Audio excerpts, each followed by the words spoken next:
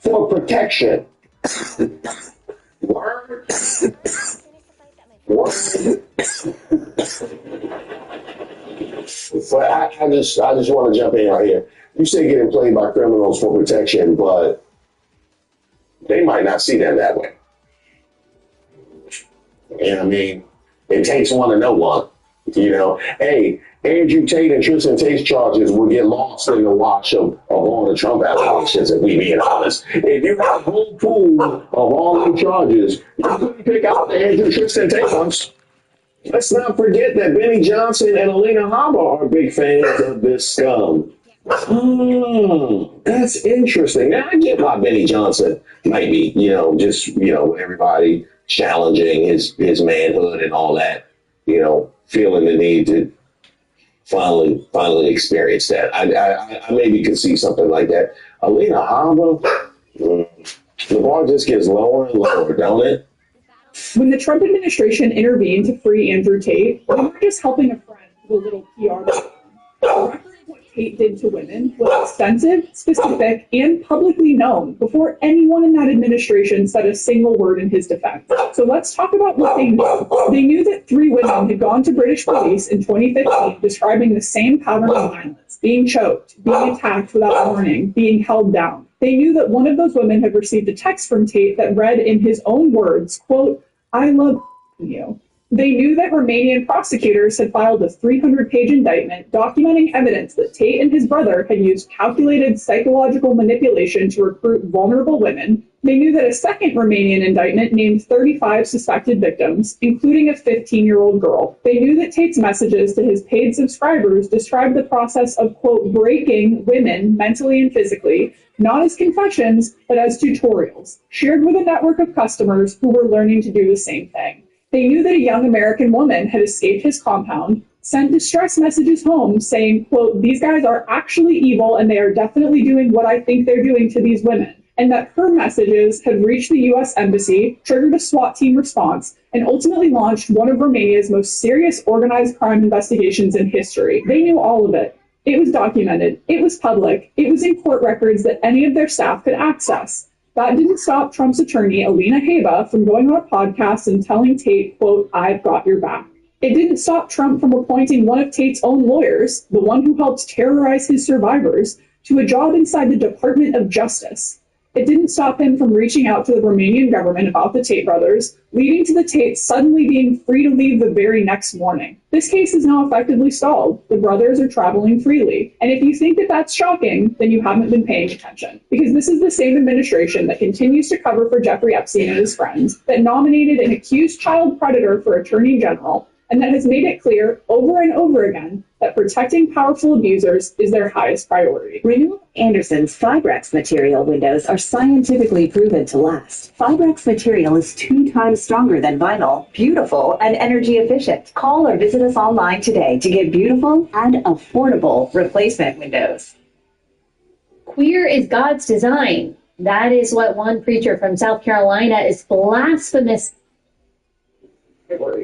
Well, Andrew and Tristan Tate, you're going to need one more cover-up. Yeah, it looks like you're going to need the Trumps to come to your defense once again. And your man was asleep at the World Cup while you were getting arrested. Supposedly at the most exciting sporting event in the world, your man was asleep while you were getting arrested. Now, there might be those of you that feel some level of compassion, either for the charges that they're facing or just the ball dragging that the Tates have received. No. And I would like to disabuse you of that notion. Andrew Tate was building something called the Room. Apparently, it's a paid, private, exclusive, secret group that men actually have to pass a series of tests to belong to. It costs about $8,000 a year. Investigative reports by the BBC say that this group is a grooming operation where male members are taught how to emotionally and physically manipulate women into, quote, slavery. And these weren't just happening in silos on the internet. This was like in person. Tate would hold these luxury retreats all around the world, in castles in Transylvania with steak and whiskey and Cuban cigars. And we found out that something he teaches is how to assess how malleable a woman is. That is the word that they use.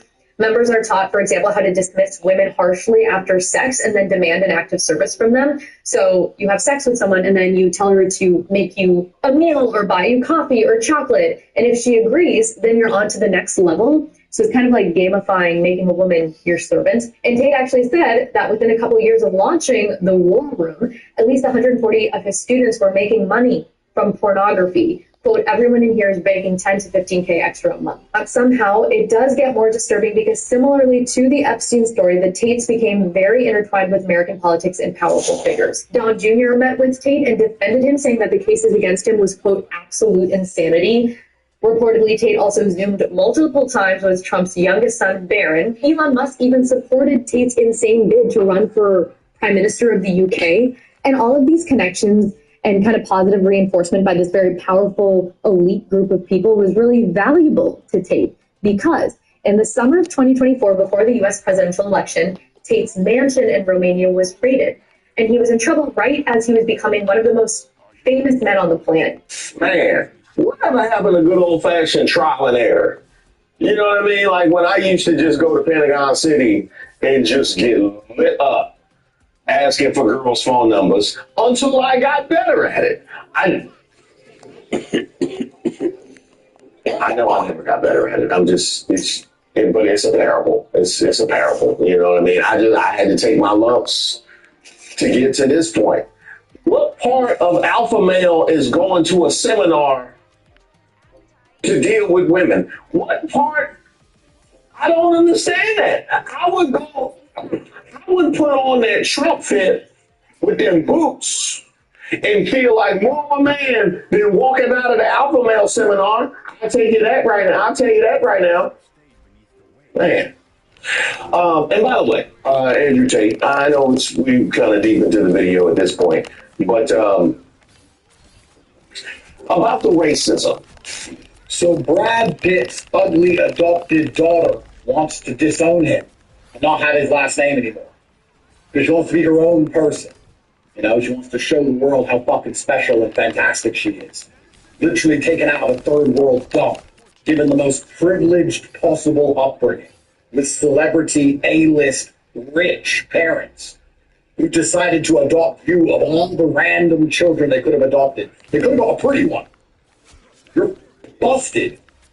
Now, Andrew Tate, you called her ugly, which she looks perfectly normal to me, but that wouldn't have anything to do with posts like this, would it? This Helen of Troy post, where this is what Lupita Nyong'o is supposed to look like. We was Helen of Troy. Yeah. Gotcha. So just so we're clear, you calling her ugly just means that she's black. I don't understand why y'all racists do that. I really don't. You put out that you're racist and then try to make some determination about somebody black. We already know. You know what I mean? That's wild to me that y'all don't. Hey, y'all do you. They picked the ugly duckling, and her ungrateful ass grows up and starts saying, I don't want to use their last name. You know what? Clearly Brad, no offense, Brad, because we're both at the same level of fame. I'm probably to see you around at a party or something. No offense. But clearly he's too nice. That's probably why he raised you into such a spoiled, ungrateful in the first place. I'm sorry, did you say ungrateful? She's ungrateful because she wants to pursue life on her own terms without utilizing his name to achieve things or move past other people. Kind of like a merit-based thing. It's just, I get why that would offend you. I 1,000% get why that would offend you. Yeah, that checks. It's song about a sleepy monster. Can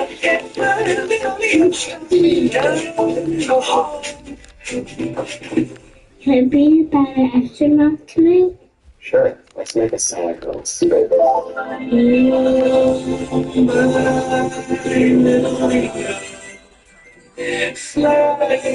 out to space. Yeah. So I'm going to do Brad's job for him. Run me my peas. Give me my money back for all the years I spent raising your ungrateful ass, and I'll drop you back in Sudan. So instead of being the ugly duckling of LA, you could be the ugly duckling of over there. You know, these children, I know I'm unk now. I'm unk. I'm 39. I'm unk. Because these kids are out of control. These children are out of control. The way they act, the way they talk, they have no decorum, no manners. I remember being young, listening to the old people say, you kids are crazy. In my day, you wouldn't get away with that. And I'd be like, whatever, old person. I'm the old person now. It's true.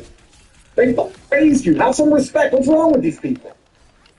And then everyone goes, oh, it'll be different when you have kids. You'll see kids are just crazy nowadays because of social media. It's hard to raise them. My kids behave.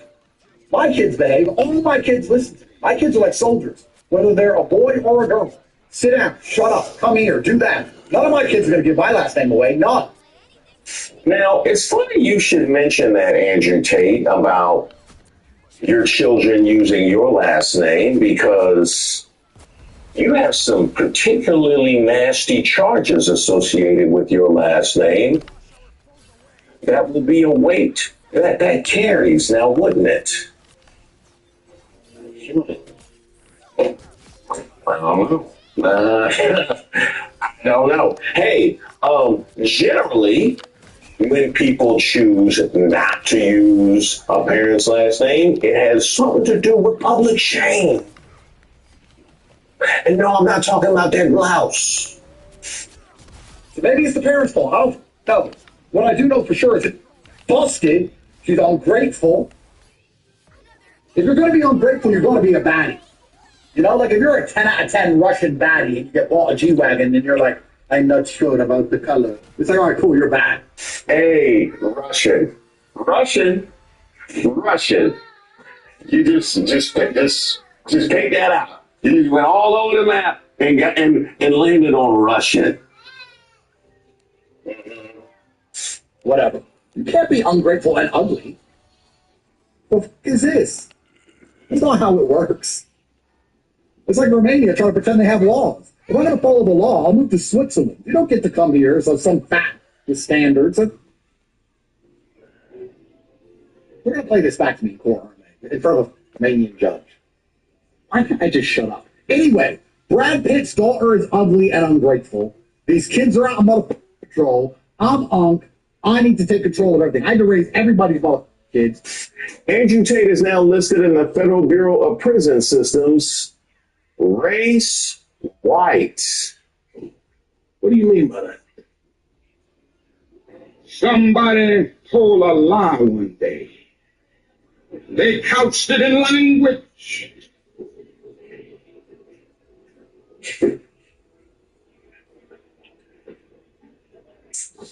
Man, y'all gotta settle that.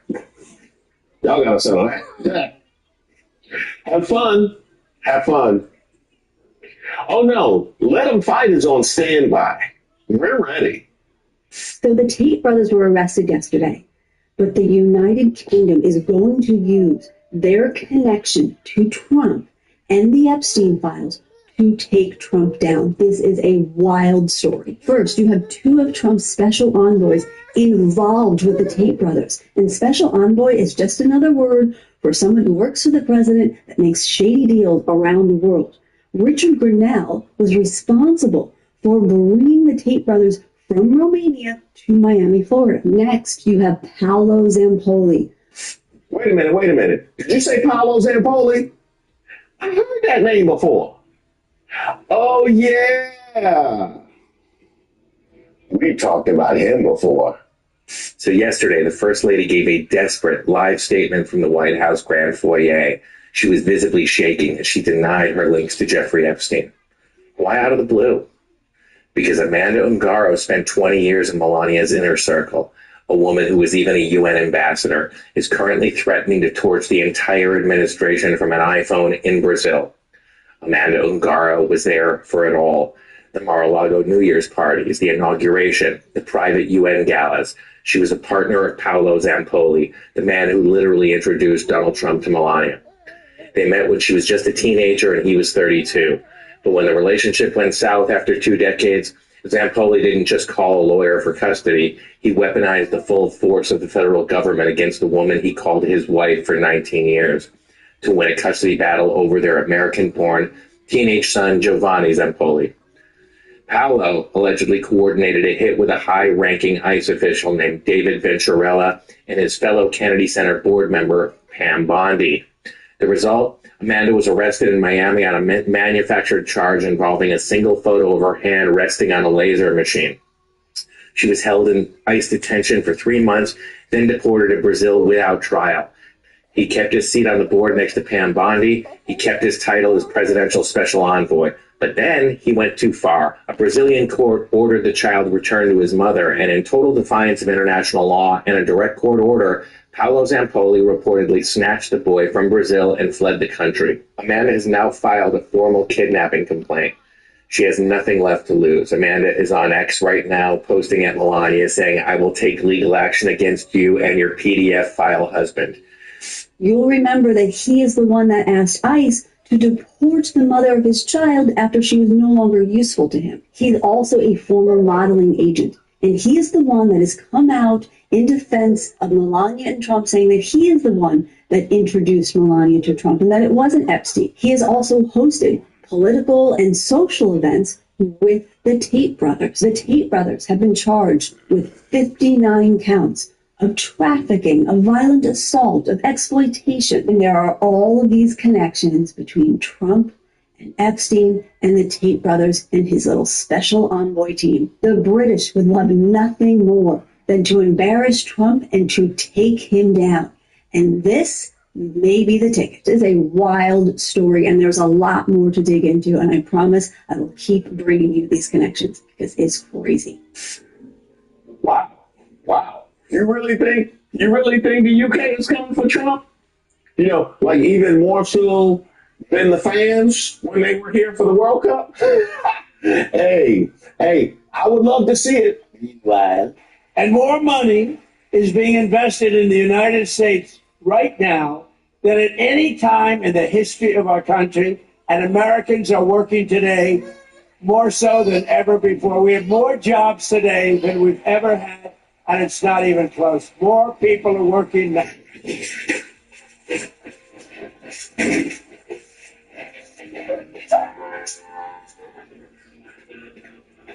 Thank you guys so much for watching the video.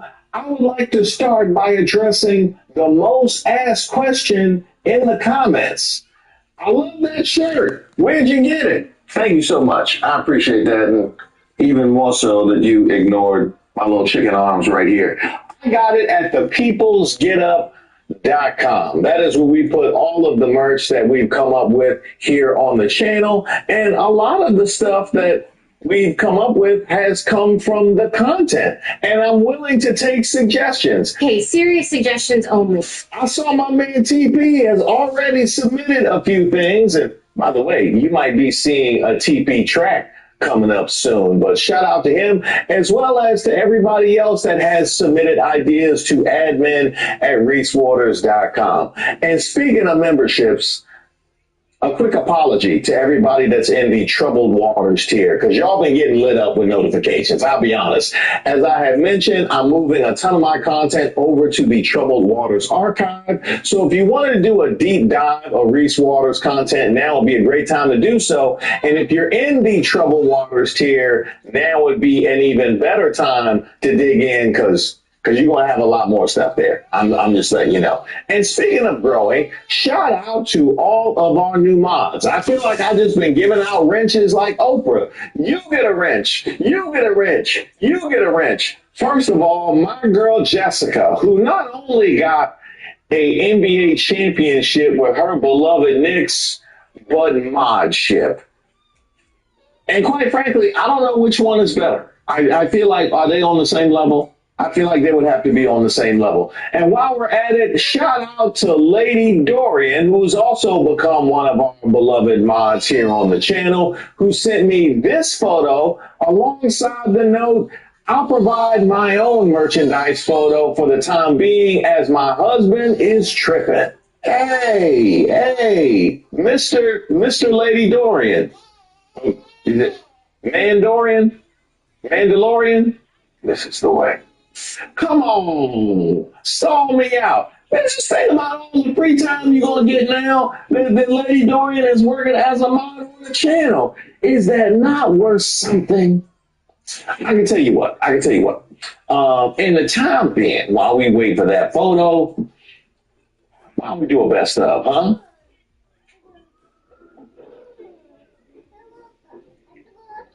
Hurry up before the cops come. Y'all MF's in trouble now. Just letting you know, Memphis on the way in here, and we bringing all the ratchet effery. 901 is coming. Put your seatbelt on in this hole. 901, report to this post and invite every fool you know. Hey, get my coat. No, we ain't got to leave. We just know the way out. Know your exit. Hey, when they start calling it this hole, when the parties start being called a hoe, you know what I mean? Just exit drills. They got a whole Great American State Fair action figure playset. And this the one you got to pay extra for. Because if you get the one off the rack, it ain't but one person in there. Somebody said minutes of fun.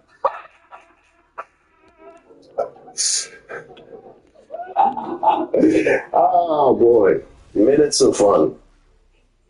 I bet Stormy Daniels can attest to that. I bet she can attest to that. You aligned yourself with some of the most terrible people alive and expecting them to help you. What? They pulled a Clay Davis on you. She. They're about to drag. They're about to drag. They're about to drag. In these comments. In these comments. In these comments. Oh, they're about to drag. In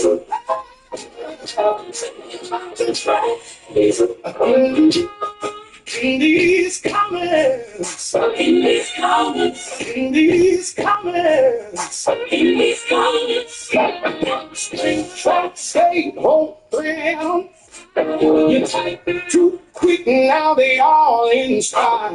Refresh, read.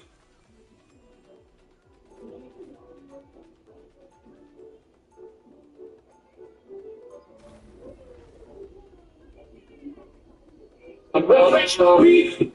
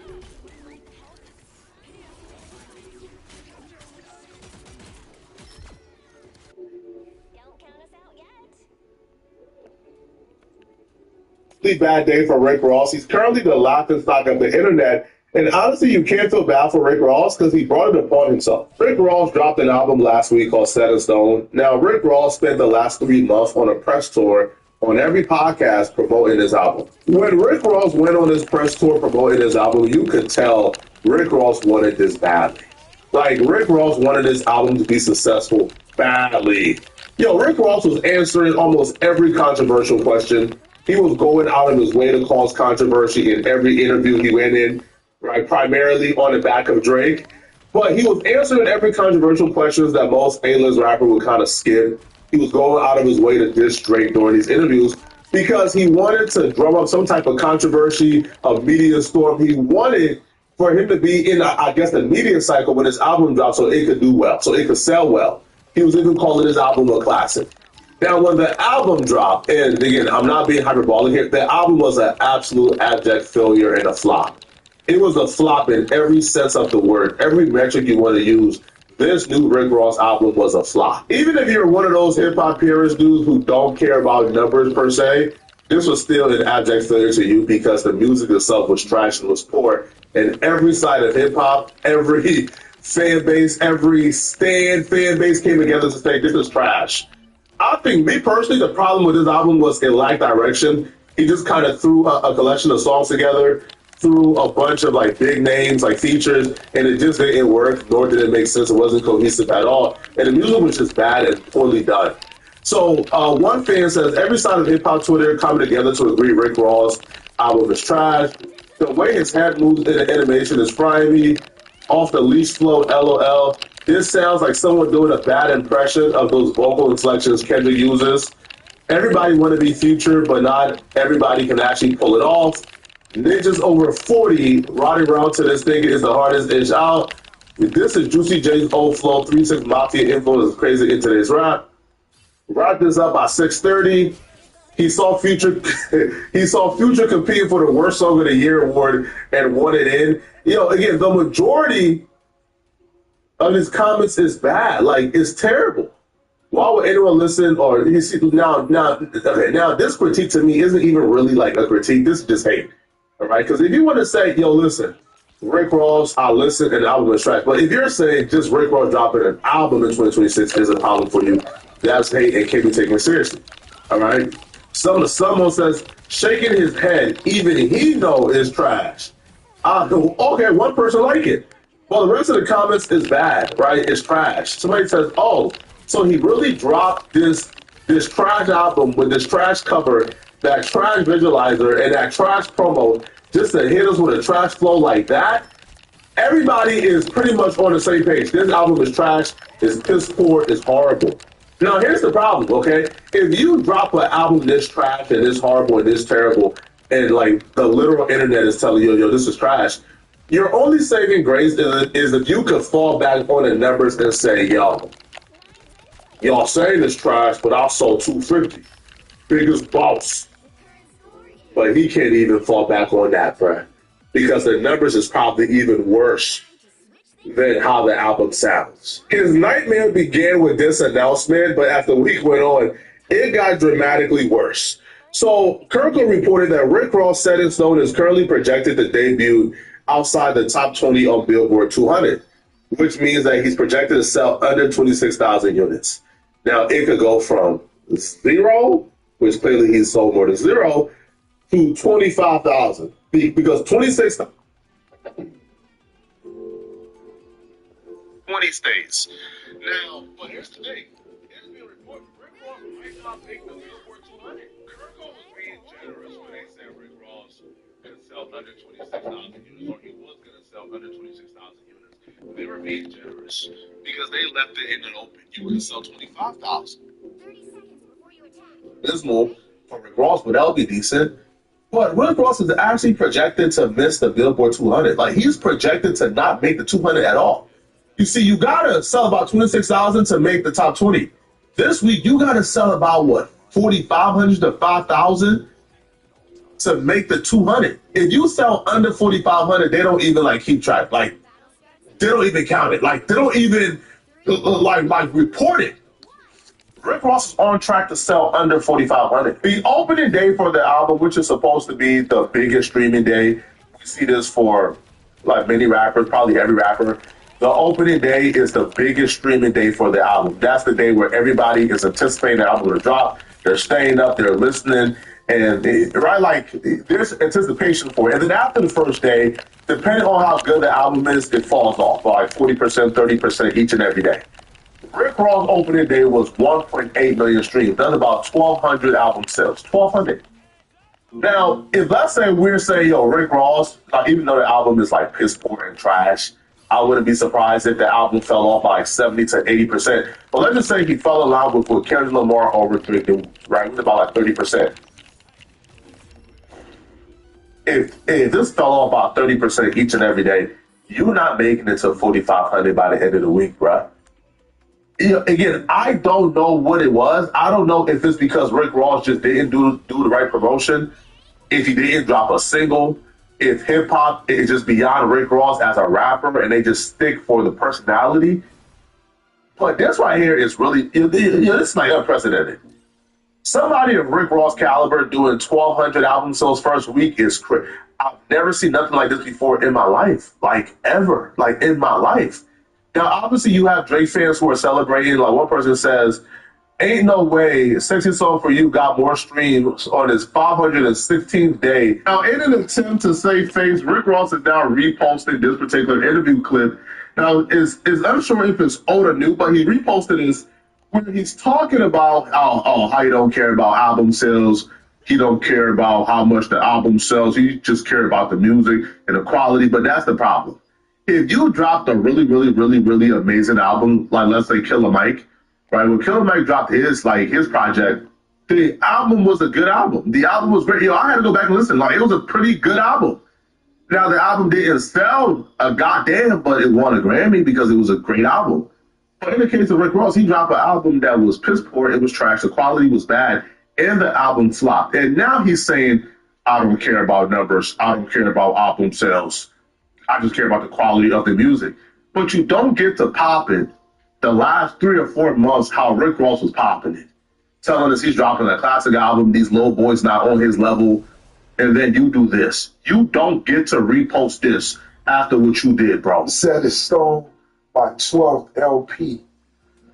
He just told me all my albums debuted and all that top shit. You know, Rose never even, I used to never even know when my shit was first. I didn't even care about that. Yeah. Teflon, when they said Teflon Dawn, it came out, I want to say 187,000 copies the first week. I was like, yeah, okay, that's cool. And, you know, my passion and my reaction comes from the streets. Yeah.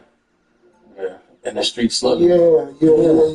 The big arenas, all that shit cool, but my mind frame was, man, when we go to these after parties, I want to see the bitches falling over, spilling the champagne. I touched them. That's when that shit fired. They were definitely doing that in Miami. Bruh, the security was pulling people back, and it was crazy. That's how it is with Rose in the building, but that's what I gauge the music by. Nobody is buying that shit. Nobody is buying that, bro. Yo, you could talk like that if, let's say, you're J. Cole. J. Cole don't bother nobody, bro. Like, yo, J. Cole album like fell off the charts. Nobody cares. You know why? Because J. Cole don't bother nobody, bro. Man, J. Cole sell his music, go back to his family, and leave people alone. Rick Ross did an entire press tour about how Drake album flopped, about how Drake is trash, how Drake not on his level. We should stop comparing Drake to him. Drake not on his level at all.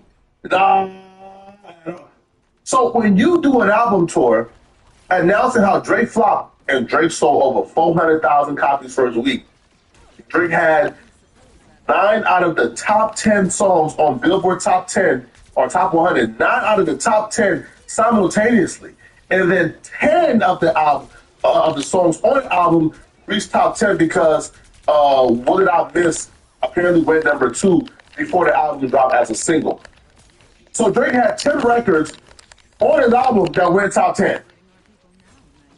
And you said that album was a flop, Drake is not on your level, nobody is checking for it, the numbers ain't do nothing, and then you drop an album, and look where you're at.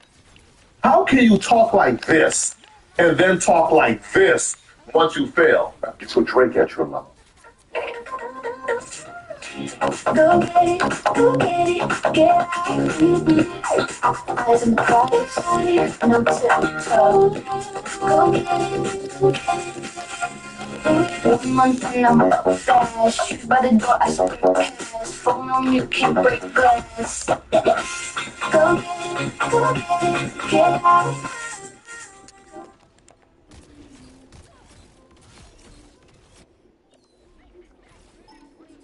Norris family, Raising Cane's is celebrating National Chicken Finger Day by honoring someone who never knew anything about being chicken. Chuck, we gotta protect all these chicken fingers for National Chicken Finger Day.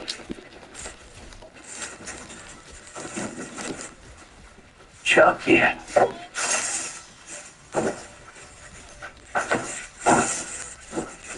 Chuck, they got in. I'll hold them off. You keep frying those chicken fingers. To honor the late, great Chuck Norris, Raising Cane's is donating $1 for every box combo sold on July 27th to raise $1 million for his foundation, Kickstart Kids, and help carry on his legacy. Raising Cane's chicken fingers. Chuck, yeah. Drink at your level. No. You're not putting drink at your level. Oh, see, you might be, I can see it in your eyes, you might be confused with the numbers and all of the fake numbers flood the marketplace 50 something. That shit ain't nothing. Remember when I told you the streets are the streets? If Drake was what he thought, what you think he was or what he thought he was, he would have been able to clear all this shit up, address it, and been moved on. He's still suing the label. That's like him. He might sue you for speaking of him on this situation. Did you listen to Iceman, the new... I listened to some of it. That was horrendous. My homies actually sat there and they lost all of their life for this shit. Listen to it. Yeah. Are they recovering? Yeah, trauma. It's tough. It is. It's tough. Yeah, now, by the way, when you've been waiting after you've seen people put ice blocks in the middle of places and promoted and marketed and the world knew what day it was coming out and shit came out and really, folded. But have you personally listened to every single one of the tracks in the new album? No, I couldn't do it. I mean, Pitchfork gave it, I said it was mid. Mid meant 5. Pitchfork gave it a 4 point something. But it was like, no one's my friend. Left me alone. Same type of shit. Gotta be a boss out here, man. So nothing that would be in your new playlist that you were showing. Was it anything in my recent playlist? You didn't hear all of them. You gotta, by which one did you stop? I'm not sure. Make it to 5 I'm not sure. You gotta realize when it was going, it's music people that's on my team I allowed them to be a Drake fan and you like his music. I'm not gonna tell you, no, we're not on that type of shit. Listen to it if you want to listen to it. And I had people that listened to it. By the 5th song that came out, they was like, damn, this shit whack. And they went back in, listened to it. I'm like, it's not nothing that's dope. You don't hear nothing like Jay-Z and Alicia Keys in New York. I say you don't hear none of that. It's a motherfucker who always bringing up Michael Jackson. What a Billie Jean at? What a Thriller. Imagine talking that hot about an album that sold 400,000 copies first week, and then apparently, according to 50 Cent, he's seen Rick Ross' album sales so far.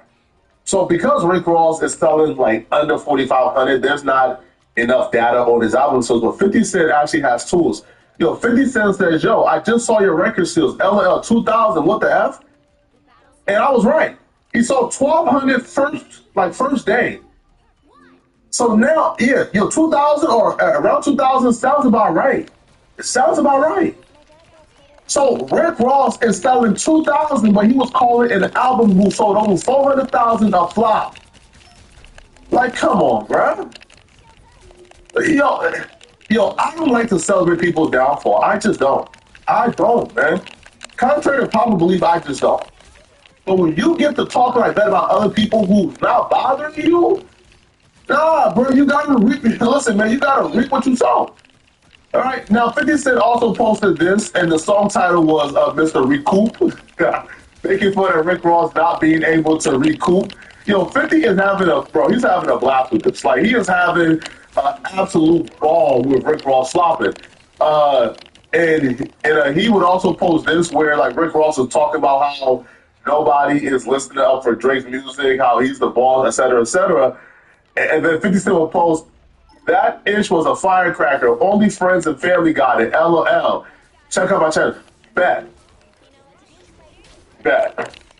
And I don't think 50 wrong either, bro. Rick Ross, man, bro, learn a lesson from this, man. Don't root for other people's downfall because your turn is like right around the corner, okay? But let me know in the comment section, what do you guys think, okay? If you're still watching this video and you want to watch another dope video, click on this video right here somewhere on my screen, somewhere here, or here, or here, or here, somewhere on my screen to find out why exactly this Nolan Wells autopsy is even worse than we thought. I'm going to see you guys in this Nolan Wells video somewhere on my screen. Out of here, folks. Peace. Welcome to Play Gamma, where games come to life. Sick of the same old games? Time to level up your fun. Dive into Play Gamma, your world of epic battles and total freedom. Love racing, building, fighting, exploring? You've got it all. Where do you start? New games every week. Play solo or squad up with friends. No downloads. Just tap, play, and go. So what are you waiting for? Join the fun, unlock your skills, and show the world what you've got. Play Gamma. Game on. Anytime, anywhere.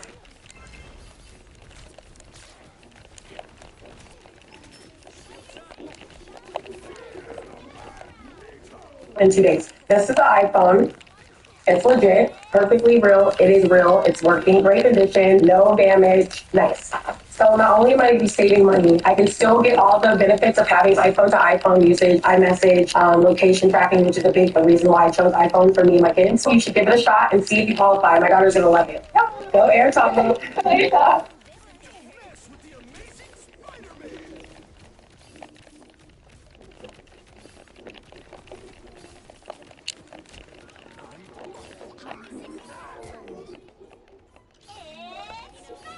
Well, how is it going? Welcome back to the channel. If you guys are new here, please do subscribe down below. Smash the like, hit the bell. Those things help out a lot. YouTube does notify people when we upload, so just make sure you hit that bell. Anyway, guys, today we got a dope episode for you. It's all about how to grow fatter flowers. Everyone wants fatter flowers, because fatter flowers is most oftentimes a good thing, right? Except when you get unlocked with the flowers.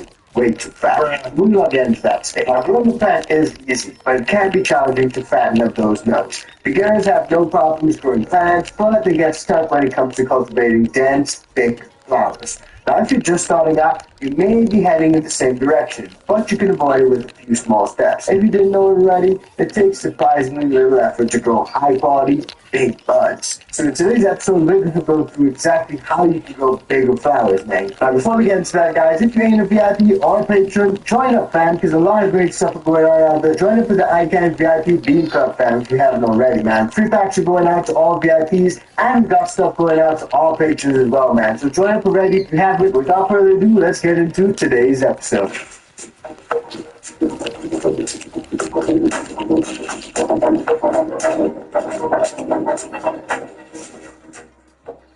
Yes, guys, now why do a lot of people want to grow fat buds? It doesn't make sense, or does it? Well, there are a few different reasons. Fat buds aren't just about the aesthetics. There are many reasons why you prefer fat flowers and why growers want to grow fat flowers. Here are a few reasons growers like to grow fat flowers. Optimal potency and performance. Maybe you got a high THC strain to grow, but if the flowers aren't big, you may not get as lit as you would expect, right? That's because the flower size is proportional to their potency and performance. So to maximize the bud's potency and performance, you want to grow some fat flowers, like they were intended to grow, right? Another big one is delicious texture and flavor profile. The smaller flower may not have the best terpene profile, which ends up affecting its overall taste and aroma. You don't want that. On top of that, a poor terpene profile can even lead to a bad taste or aroma that can completely ruin the experience of consuming your flower. So it's always advised to grow some bigger flowers with a rich terpene profile so that you and your friends can enjoy all that your flowers have to offer. I found that the buds fatten up a lot in the last couple of weeks of flower, so don't harvest too early because you can shoot yourself in the foot. Another line of thinking is that it's longer with shelf life.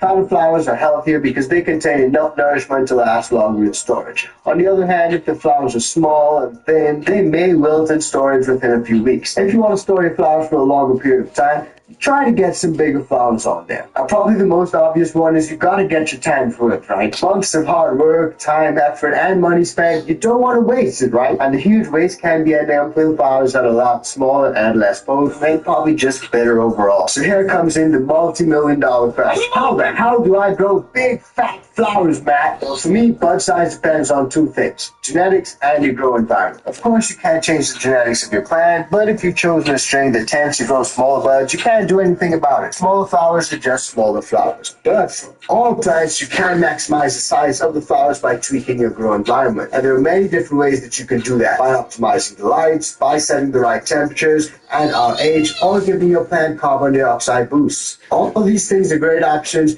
and training is also a great option. So coming to think of it, there are a lot of different things that you can do. But let's start with lighting. The first thing you need to do is to fix your lighting. You need to ensure that your grow lights offer good light intensity in the right spectrum to ensure that your plants grow nice flowers. This is because your plants use the light the most during the bed stage and flowering stages to grow. A lot of people consider it the most important too. I actually did a poll recently and over 1,000 people voted, and a lot of you said the light is the most important fixture in your grow room. So that said, you need to focus on 4 things in regards to the grow light: the light's distance from your plant, the light intensity of the light, the color spectrum of the light, and the light site. So let's take a look at these little things in detail. First off, light distance. That'll vary depending on your light. The light source distance from the plant is crucial for plants' photosynthesis and growth. If the light is too far away, your plants may experience a light deficiency. And if it's too close, your plants may experience light burn. Both of those things are not good for your plants and will eventually lead to smaller buds. The light intensity is also important. That's pretty much how much light your plant gets. This is crucial because your plant's growth and flower size depend on the light intensity. If your plant does not get an adequate amount of light, it may grow a lot of low-quality popcorn flowers, since the plant just can't get that energy. Now, light intensity differs from light wattage. Wattage refers to the energy consumption, not light output. A 1,000-watt LED does not produce the same intensity of light as a 1,000-watt CFL or HID lamp. So just keep that in mind. Some people even count a light meter so they can see how many lumens their light source emits and identify if they need to add more lights. Now, I speak about light spectrum a lot on this channel, and I love Mars Hydro's full spectrum LEDs. Did you know that the color of light can actually influence your plant's growth and flower production? Each color of light has a unique wavelength. For example, purple has a wavelength of 400 nm, and the color of wavelength impacts your plant's growth. Additionally, light panels also have a dominant color. For instance, a lot of those metal halide lights are often blue dominant, so for the best growth, you need to choose a light source that emits the light spectrum that's best for your plant's growth. During the seedling stage, they like a lot of blues. During the bed stage, they also like a lot of blues, but during the flowering stage, they prefer a more red spectrum. A lot of the older lights like metal halide, CFL, or HPS, they can't change their color spectrum at all. But a lot of the modern LED lights are full spectrum, and they come with external dimmers so you can reduce your brightness. Check out some of the Mars Hydro lights at the end of the video and you won't regret it, man. Use the discount code ICANTH, you can snag a discount as well. They always got sales running. They got one running right now actually, so snag a double discount with that discount code. Thank me later, fam. Now when it comes to achieving those fat views, guys, you gotta set the right temperatures and dial in your RH. I learned that the hard way, which is literally another factor that's crucial for growing that high-quality fat flower is the temperature of the grow room. Throughout your plant's growth cycle, if the temperatures are right, it'll grow high-quality flowers. During the bed stage, plants do best between 69 degrees Fahrenheit to 85 degrees Fahrenheit. That's about 20 degrees Celsius to 29 degrees Celsius. And true flower, 64 degrees Fahrenheit to 78 degrees Fahrenheit, or 17 degrees Celsius to about 25 degrees Celsius works great. Anything within that range or spectrum, you'll be good. But you gotta pay attention to temperature fluctuations between the light and night cycles. That's a big one that a lot of people don't pay attention to. When your lights cut off, the temperature can drop a lot. When your lights come on, it can kick up a lot. So always monitor. Temperature fluctuations can cause stress and cause growth. If the temperatures are too high during the flowering stage, the terpenes on the flowers may literally evaporate, compromising their flavor and potency. So even if you grow fatter flowers, they won't be as potent or as flavorful if the temperatures are too high. It'll just be some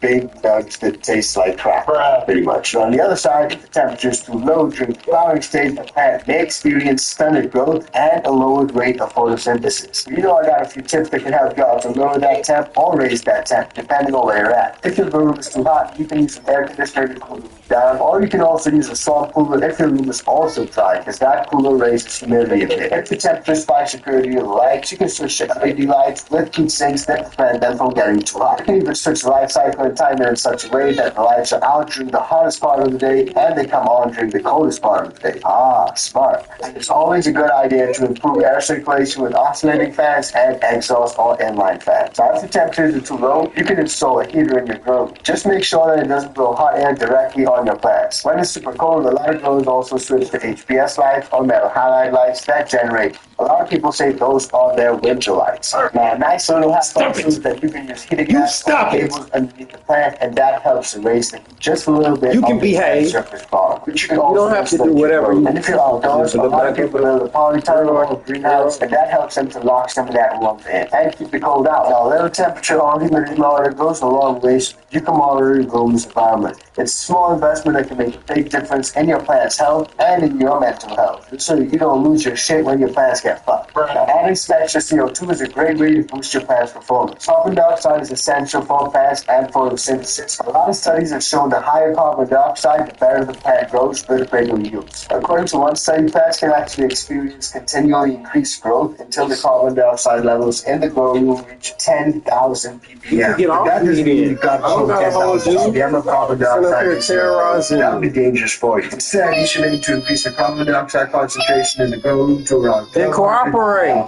And that should increase your yield by around 20%. Adding more CO2 to your grow room can get pretty expensive, so that technique may not be suitable for everyone. But there are lots of different methods that you can use. TV naturals have some dope canisters, you can shake and hang it up. There are lots of carbon dioxide generators, you can use compressed liquid carbon dioxide, some people even use dry ice. Or just use the compost bags. Those compost bags slowly release CO2 into the air, just like those exhale bags. So if you want to look into CO2, you got slush. For me, a little hack that I love to use is bone meal. Bone meal is one of the best substrate amendments you can use to fatten up your flowers. It's essentially a mixture of ground up animal bones. Bone meal is terrific as a source of calcium and phosphorus, which helps the plant grow during the branch stage. And calcium encourages stimulation of plant cells, and phosphorus allows the plants to grow big, strong, and healthy. Both of these lead to healthy, nice flowers. On top of all that, phosphorus is one of the two essential macronutrients that plants require the most during the flowering stage, as that encourages bud development.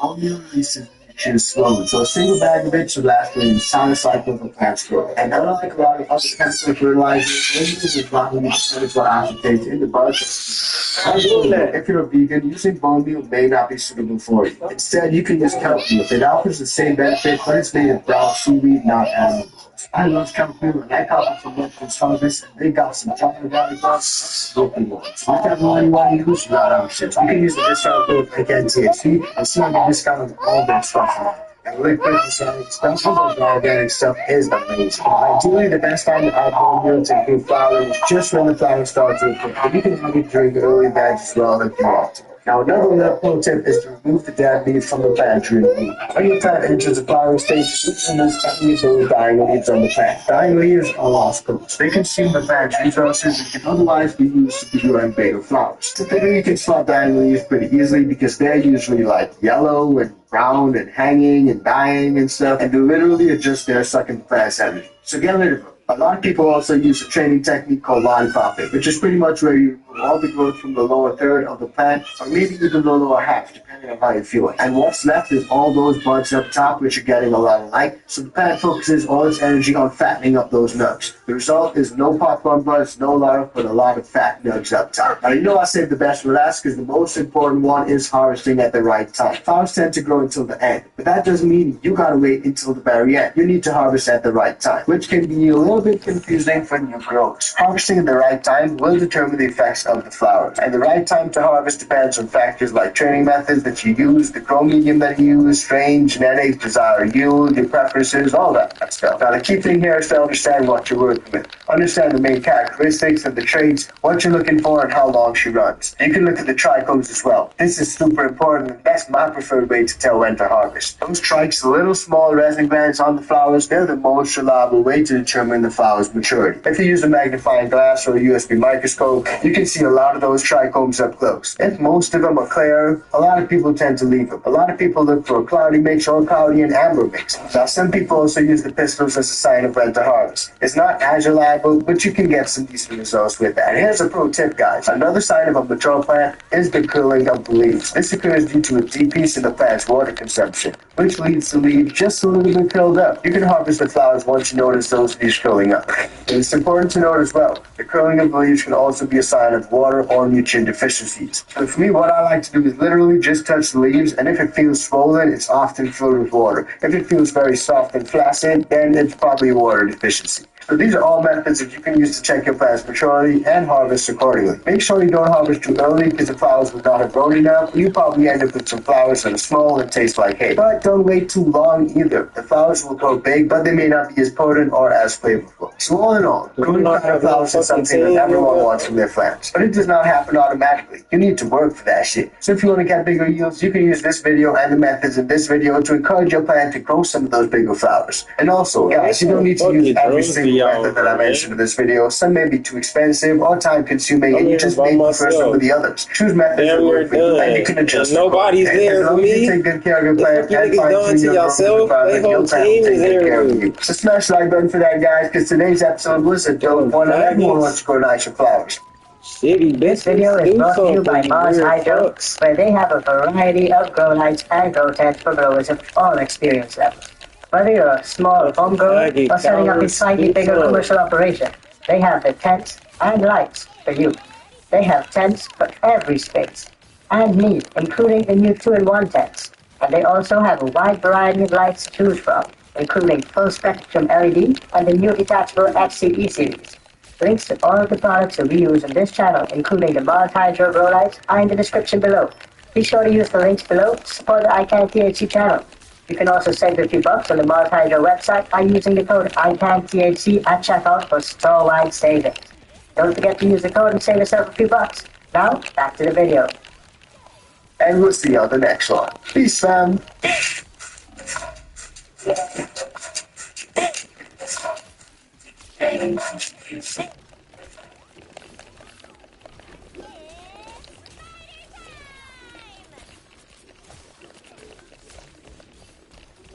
What's good, people? How's it going? Welcome back to the channel. If you guys are new here, please do subscribe down below. Smash the like, hit the bell. Those things help out a lot. YouTube does notify people when we upload, so just make sure you hit that bell. Anyway, guys, today we got a dope episode for you because it's all about 3 reasons why your leaves are probably turning yellow and you just don't know it yet. Yellowing leaves can be caused by just about anything that's a little bit out of whack. So in today's episode, I'm going to break down the 3 common nutrient deficiencies that cause yellowing leaves in my experience. And it's usually one of these 3 things. So if you're able to dial it in, I'm always happy to help. Now, we've been on the channel for a few years now, and I can't tell you how many times people will ask, my leaves are turning yellow, man. What's wrong? What do I do? And usually I'll stop and take a deep breath, because I know I'm going to have to put my detective hat on. Yellowing leaves can be caused by just about anything that's a little out of whack in the grow room. I'm talking low light, overwatering, nutrient deficiencies, nitrogen toxicities, nutrient toxicities, root diseases, viruses, or it could just be a symptom of the plant's natural aging process. I mean, who knows? But when it comes down to nutrient deficiencies, I can usually narrow it down to one of 3 things: magnesium, nitrogen, or iron. Now, my first question is usually, where do the yellowing leaves start to appear? On the bottom of the plant, or the top of the plant, or maybe somewhere in the middle? You know, it's like that doctor who rubs your stomach and is like, where are you feeling the pain? At the top, the middle, or the bottom? Well, if it was the bottom leaves, my first guess would be a magnesium deficiency. If it was the top leaves, prime suspect, iron deficiency. But if it's a general yellowing of the plant, it may be a nitrogen deficiency. But I have to ask a few more questions to narrow things down a little. Like, are you growing in soil or hydro? What's your pH? What's your EC? What stage of growth are your plants in? Is it seedling, veg, late flower? And eventually I'll have to make an educated guess. Now, pro tip, guys, if you're growing in water and you start to see signs of yellowing leaves, don't panic. Just check your pH, check your EC, change out the water with fresh nutrients on a regular basis, and most of the time the plants will fix itself. But you gotta get to know your plants. And in soil or any other medium, things can be a little bit more difficult. So let's break it down.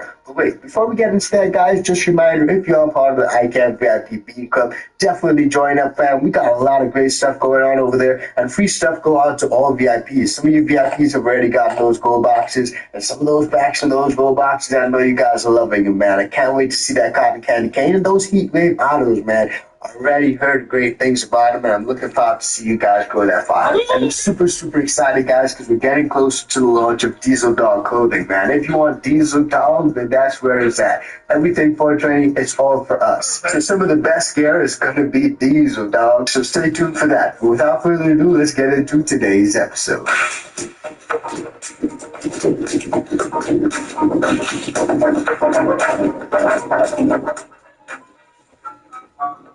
Yes, guys, now by far the most common but often overlooked nutrient deficiency is magnesium deficiency. Magnesium is actually a mobile element, which means that if magnesium deficiency starts to develop, the plant can pull magnesium from the other leaves and transport it to those leaves that need it most. Since the magnesium is an essential element in chlorophyll, the bottom leaves usually develop intraveinal chlorosis, which pretty much means that the veins remain green, but the tissue between the leaves will start to turn yellow. It looks like a sickly plant. Plants need plenty of magnesium when the energy requirements are highest. So during times of rapid veg growth or heavy fruit production, sometimes plants just can't keep up with the demand for magnesium. In that case, adding a little bit of CalMag or spraying a little bit of magnesium sulfate on the leaves will help green up those plants well and nice. Now during times of rapid veg growth, transition periods between grow or bloom, or during heavy fruiting and flowering phases, give your plants a nice little dose of extra magnesium, and that can be rewarding. Now sometimes you may be feeding your plants plenty of magnesium, but they still show signs of deficiency. In that case, too much potassium may actually be the problem. Potassium toxicity actually shows up the same as a magnesium deficiency.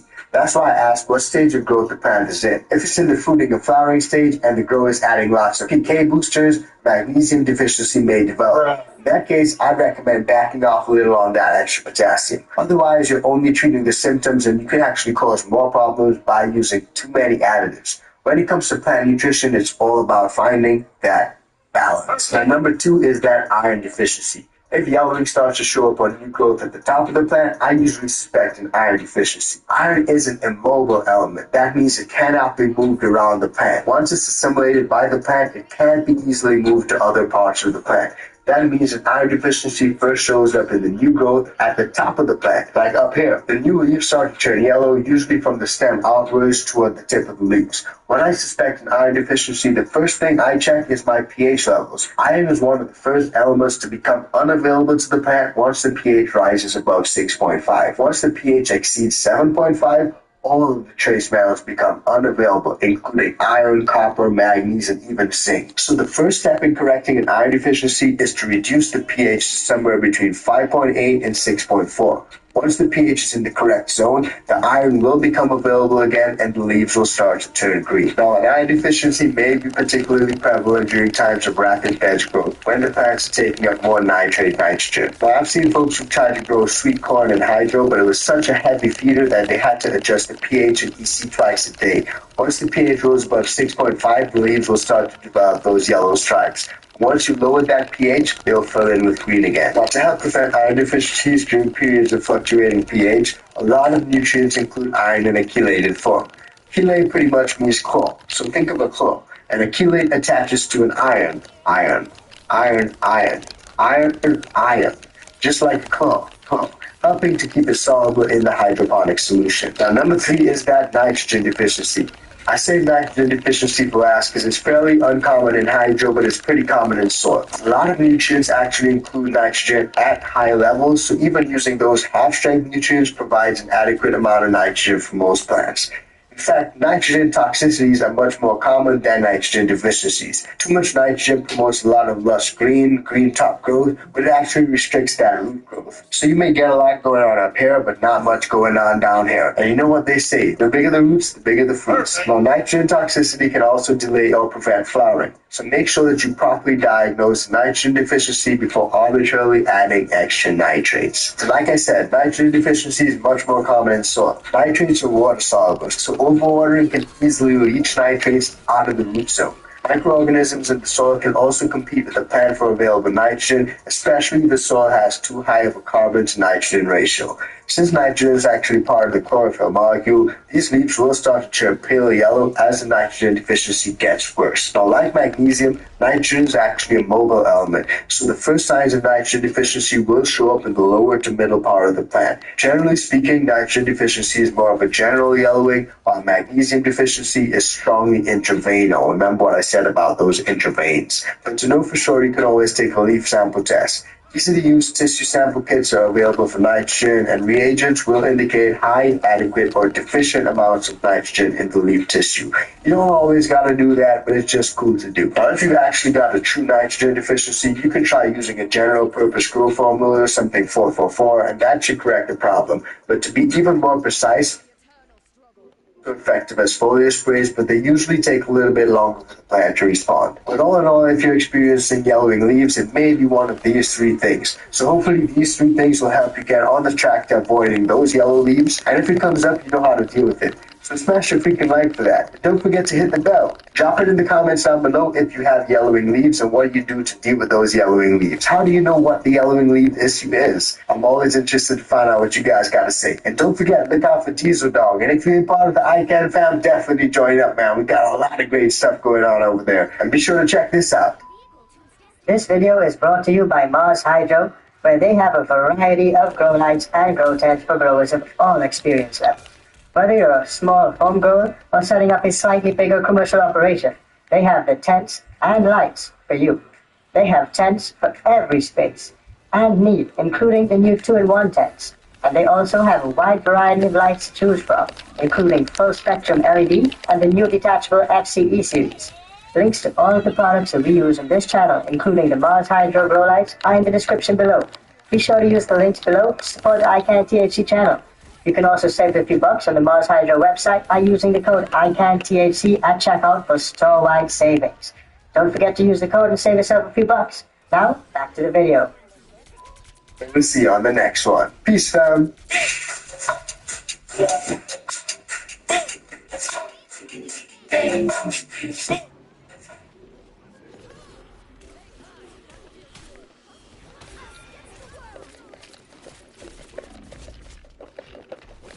What's good, people? How's it going? Welcome back to the channel. If you guys new here, please do subscribe down below. Smash a like, hit the bell. Those things help out a lot. YouTube does notify people when we upload, so just make sure you hit that bell. Anyway, guys, today we got a dope episode for you because it's all about 3 signs that your flowers are ready to be harvested. And there are a lot of different ways. That's probably the most common question for a new grower to ask. When is my buds ready to harvest? Or rather, when are my buds ready to harvest? On today's episode, we're going to break all that down for you guys. And we're going to try to give you an answer. Because there's not one thing you need to pay attention to. There's not 2 things you need to pay attention to. There's actually 3 different things that you can pay attention to. And until you have the experience of a few successful growers under your belt, it can be hard to know when the right moment is to harvest your precious plants. And I know there are a lot of different trains of thought. There are websites, web pages, message boards, threads, Facebook groups, Instagram pages, all that stuff, all dedicated to helping new growers navigate this stage of the growing process. But it can still be tough at times to sort out what's practical advice from experienced growers and what's just straight up bullshit and bad advice and myths. Because in reality, there's not one perfect time to harvest your flowers, but rather there's a range of time within a narrow window depending on what aspects and characteristics you're looking for. Some folks may rely on the calendar, some people may time out the number of weeks from seed to harvest, some people may rely on information online or what's said on the back of the seed pack. Now generally, this will help you get in the ballpark of what's the ideal time to harvest, but in general, you can expect some strains to take about 8 weeks, some strains to take 10 weeks, and some strains to take 12 weeks or even longer. But it's far from the exact science. With all that said, there are 3 primary clues that are far more reliable to look for when determining if it's time to harvest your flowers. Paying attention to what the trichomes, pistils, and the leaves are telling you, you'll get right where you need to be and when you need to be there. And these are generally agreed across the board as the most reliable indicators anyway. So in today's episode, we're going to break all that down for you guys. And before we get into that, guys, big ups to everyone that's supporting on Patreon, man. But before we get into that, guys, massive thank you to everyone that's supporting on Patreon. If you are part of the ICANN VIP Beam Club, then definitely join up, fam. ICANN fam is going crazy, and we got some crazy free stuff going out to all VIPs, man. So definitely join up, support the fam, support the movement, and thank you guys so friggin' much. And on that note, man, I'm super excited because we're getting even closer to the launch of Diesel Dog, man. Diesel Dog clothing is going to be awesome. It's everything 420 for all you 420 lovers. It's for us. It's for the fam. It's for the 420 fam, man. The ICANN fam. So I'm super looking forward to Diesel Dog clothing, man. You guys should be too, because some of the best gear is going to be out there. And maybe we'll do a little celebration. Who knows? Without further ado, guys, let's get into today's episode.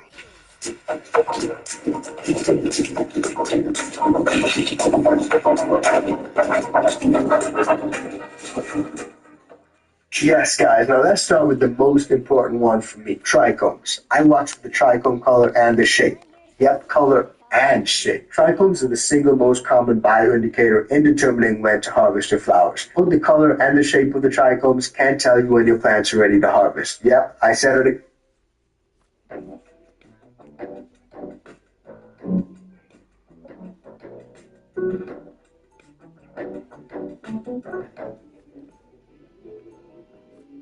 Things are getting really spicy here in America. So if you don't know, the mayor of New York, Zoran Mamdani, has said a statement to Benjamin Netanyahu. You don't know who Benjamin Netanyahu is? You don't know who Big Yahoo is? Big Yahoo is the president of the United States and Israel at the exact same time, because we have been under the thumb of Benjamin Netanyahu for quite some time. But Mayor Mamdani has said something interesting about Netanyahu.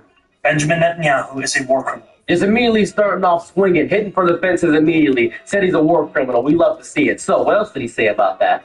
The architect of a horrific genocide against the Palestinian people. He is responsible for the killing of more than 73,000 people. I love when a political leader can just call a spade and just actively say what he's trying to say with holding it within his whole chest. I gotta respect that. I like that Zoran Mamdani and just going sicko mode and saying, hey, Benjamin, Big Yahoo. Nah, get up out of here. We don't like you. Stop killing people. Stop it. The maiming of tens of thousands of children, as those who survive undergo amputation without anesthesia. And the targeting of neonatal hospitals and maternity care centers, denying the wards even the chance. For the countless people he starved as he blocked food and humanitarian aid from reaching them. For the gunning down of hundreds of aid workers and journalists. It is so nice to just hear someone say it, especially somebody with an ounce of power, just say exactly what's going on and saying the horrifying nature of everything. Oh, yeah. If we got Kamala Harris inside of the office, we would have had another thing with Benjamin Netanyahu, and we got Trump, who is actively saying, man, Big Benny's pretty cool, I appreciate him. When it's been known that Trump and Benjamin Netanyahu have had a strenuous relationship, and Trump is actively cussing out Benjamin Netanyahu at the current moment, just saying all these things about him. We are having just a nonsensical way of running the world at this current point in time, with all these wars, with all the oil getting blocked, and all this war in Iran going on right now. It just seems that we're always in a forever war to blame the world's issues all on the wars. It's as if we're blaming all the issues in the U.S. on all these wars, and it's just nonsensical. And now we're getting just direct confirmation, just something we've already known, that Benjamin Netanyahu is indeed a war criminal. And just last month, the UN confirmed that Palestinian children continue to be deliberately targeted and killed by Israeli armed forces, more than 8 months after the so-called ceasefire. The list goes on and on. All as we, as Americans, pay for the bombs that do the killing. That's right, Uncle Sam. We pay for the bombs. We pay for the bombs that do the destruction and the killing and annihilate them with our taxpayer money. You're curious about interest of America. It's the interest of Israel. That's what's been going on. That's the reality of what's happening. It is absolutely revolting and disgusting. There is a reason the International Criminal Court issued a warrant for his arrest. Now, do I think Benjamin Netanyahu is going to be brought before a court of law because Mamdani said this? I really don't. I have no clue. I think Benjamin's going to get away with this for years on end, and we're going to be reaping none of the benefits of anything he's doing. We're going to be sowing what we reap is going to be bad. It's going to be disgusting and evil. That's what I assume is going to happen here. I think Benjamin Netanyahu is pure evil, but he is the president of the United States, so what are we going to do? As human beings, we have spent generations building a shared understanding that there are crimes so grave they offend all of humanity. Anyone with their eyes, with their heart, with their conscience should recognize the devastation he has wrought and understand that he belongs before a court of law. Sadly, if he went to New York, he'd be fine. He'd be having a good time eating New York pizza, having the time of his life. I say we get Daredevil on the case, and maybe have an Avengers-level battle happen when Benjamin Netanyahu pops up there. We have the Incredible Hulk just knock over his car and use it to attack somebody like a Thanos-level threat that's coming through, some of that variety. Or we have Robert Downey Jr., Iron Man, come on down there through and just annihilate it. We got to get Marvel into the real world, and we got to have that happen to it. Even worse, we could just get a bunch of black people to do it.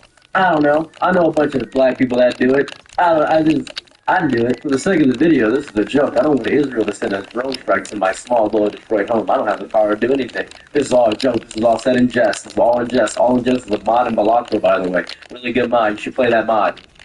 As I've said, I agree with the ICC. Benjamin Netanyahu should be arrested and tried for his crimes, as I do for anyone else charged by the ICC. My administration has reviewed every avenue available under applicable law to determine whether New York City could execute the International Criminal Court's arrest warrant if Benjamin Netanyahu came here. It is clear that we do not have the independent legal authority to enforce this warrant. The federal government, however, does, and I call on them to join the ICC and execute this warrant. And I want to be equally clear. Benjamin Netanyahu is not welcome in New York City. If you step on my block, you getting popped. You're not welcome in my city, man. You're not welcome here.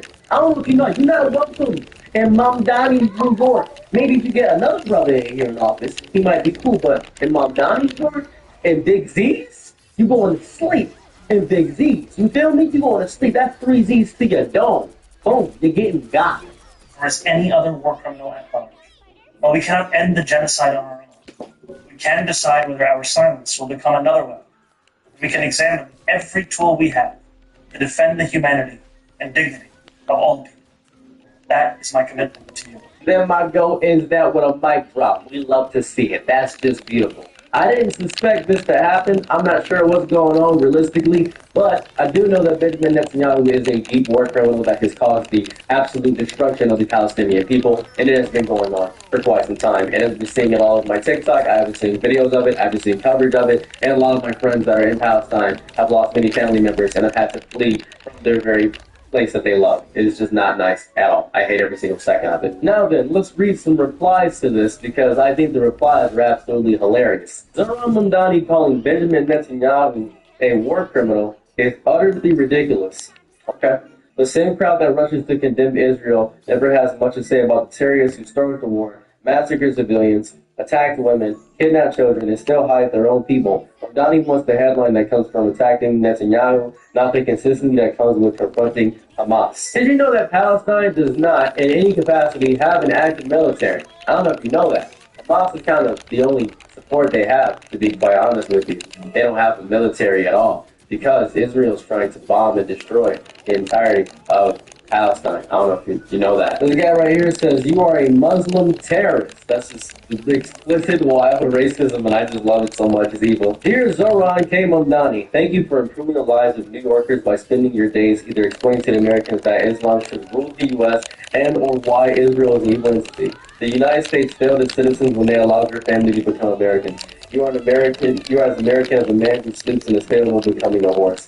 This is evil, evil people just going crazy. Hating this is crazy. But then we have people in some sense saying, the mayor of New York just did something none of the presidents of the United States would ever do. This is the kind of moral clarity we need from every elected Democrat. I think this is maybe one of the first times we've seen somebody actually stand up to Netanyahu. Now, I was confused why I didn't see Trump's comment on Mayor Mamdani's little statement here. I was just perplexed why we didn't see Trump just talking about this. The reason being is because All that he cares about is the elections going on right now. With the I don't know which the elections are going on. I think it's just the Republican primaries right now, and it's all just a bunch of Trump elected candidates. He's endorsing a bunch of people right now, so he's trying to get his party stacked for the midterms at this current point in time. He's really just endorsing a bunch of people, which is very interesting because he's doing so much. It seems like he's doing a lot, right? It seems like Trump is doing everything all at once. He's talking about the war in Iran. He's not even considering talking about the effect of the parasite that's going around giving everybody explosive diarrhea. But he didn't mention about the Mondani thing about calling Benjamin Netanyahu a war criminal. I think it's because Trump is having so much going on that he can't keep up with all the nonsense that's happening because he's created his chaotic hellscape wonderland and he doesn't know how to keep up with everything that he's caused himself. It's a little bit sicko mode and chaotic, especially with the advent of how fast the internet can go across the entire world spectrum. So it's hard for Trump to keep up with everything. Calling for the arrest of Benjamin Netanyahu is such a powerful, baller, amazing, static move to do. But I do fear for his life right now. We are not above political assassinations in the world of politics. This has happened over and over again. There have been people that have been firebombed. We watched JFK get his head just lobbed off completely in America in itself. We are not moralistically better than any other country when it comes to political assassinations. And I fear that the interest of Israel may cause the fear for the life of Mayor Mamdani. I'm not sure what exactly could possibly happen when it comes to his life, but I do fear that he may lose his life just by simply calling out evil by its name. And that is a horrifying thing. And we cannot trust our ability of moral clarity and our freedom of speech to be able to call out institutions that are naturally corrupt and the interest of the world. It is a horrifying thing to witness, and I just have this residual fear that exists inside of my chest for Mayor Mamdani. I really don't know what entails for the future of politics at all. I'm not sure how any of us are going to live with the way the world is going on right now. We don't have a reasonable enough wage to live. Rent prices keep increasing to an astronomical margin. We actively are losing insane amounts of money because Trump keeps scamming us with Trump Mobile and all these crypto scams and him making all this money and he's hoarding all this wealth. And actively we're getting poison in our food and our water because of the parasite that's going on around right now. Everything just feels really hopeless at this point in time, and I'm just really happy that somebody actually is calling out at least one of the that's going on right now. We are stuck in this forevermore, all because of the interest of somebody that we don't even know or even voted for or even care about. And it seems as though the United States just really loves everything about Israel, and it just seems stupid. I'm not sure why we're involved in the little smeggles of a holy war when we didn't vote for war. We voted for no new wars, right? In a peace. I have peace. People don't believe that. A vote for Donald Trump is a vote for a man who wants to end wars, not start them. Got it! We want war with Iran. We actually want peace.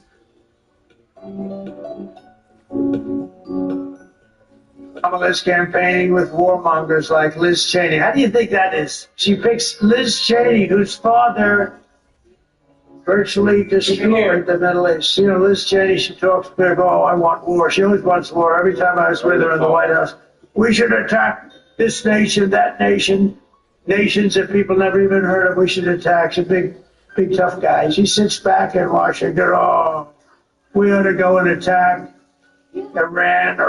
We're going to attack everybody. That's why I broke up with her. All she wanted to do is go to war with everybody. These war hawks, they want to draft your kids to die in wars, and they will never fight themselves. You know, we'll stay around the country for 15 years, just bomb the hell out of everybody, make everybody miserable. Nobody knows why we're there. Wars that never end. These endless wars that we've been in, I've gotten us out of so many. We don't want to get into wars. We're tired of fighting. I'm the only president in the last 84 years that didn't start a war. Under Trump, we will have no more wars, no more wars, no more wars. We will have prosperity and peace. We will have prosperity and we will have peace. Remember, I'm the president of peace. They said, he will start a war. I'm not going to start a war. I'm going to stop wars. He's going to start a war. I said, no. My rhetoric is going to keep us out of wars. And that's what happened. My proudest legacy will be that of a peacemaker. That's what I want to be, a peacemaker. We will measure our success not only by the battles we win, but also by the wars that we end, and perhaps most importantly, the wars we never get into. Our president will start a war with Iran because he has absolutely no ability to negotiate. He's weak and he's ineffective. I believe that he will attack Iran sometime prior to the election because he thinks that's the only way he can get elected. What?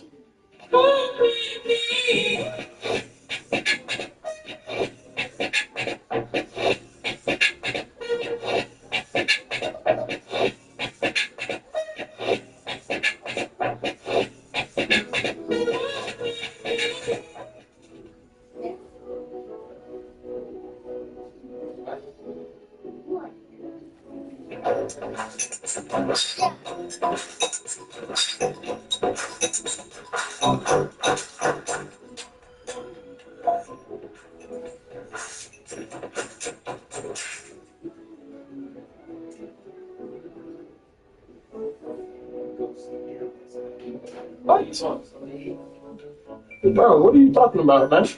Or at least that's what the bulk of America voted for. I'm not quite sure. I don't know what anybody wants anymore. I'm really stressed about all this right now because I don't know what's going to happen next. And this unpredictability seemed fun at first, but now I'd really like to have some consistency and some moral grounding in my life. Can I please just know what's going on in the world? Does anybody else feel lost about all this stuff? The mayor of New York going after Benjamin Netanyahu. Obviously, we know that Benjamin's bad, but why was he the first person to do it? Why is everybody else never actually calling you out by his name? Why did it take this long for this to happen? If you feel hopeless in any capacity, this is your chance to actually get involved in politics. Vote locally. Pay attention to laws and bylaws. Study up on law. Figure out that you can call your local representatives and bother them as much as you want to. They are your public servants and you elected them into office to do for your bidding. That is what you do. You have more political power than you think. I really hope you guys vote in the midterms coming up. That's a very important election coming up there to vote in the midterms. I would hope you do that because they're kind of banking that you don't vote in the midterms. The reason Trump won is because we all felt hopeless, powerless, and weak. We all felt like we couldn't do anything. We all felt like, what was the point of even going to the polling options when so many other people are going to actually vote against our interests? What was the point of that? We, the people, have the power. We are a democracy. You have as much power as me, has as much power as the old guy that you hate, has as much power as your friend. We only have our numbers. Now, I wish my vote mattered more than other people, but my intelligence or my speaking don't really matter that much. The only thing that matters is the ability to gather mass and en masse to get as many people as humanly possible behind your cause. I must lay sugar cubes so that the ants will come, so that I can at least say that I have ants, so that everybody can see that I have ants. And I'm an ant myself. I am trying my best to eat this sugar cube as well. We are all ants in the grand scheme of things. But one ant is worthless. 100,000 ants, that's something. 1,000,000 ants in your basement in your living room? Guess what? Your house is screwed. And we need to screw the House, the Senate, and we need to screw the majority in Congress. We need to make 1,000,000 ants marching. And nobody listen to Bug's Life at all. I don't know. It's that scene in Bug's Life with Hopper and this scene right here.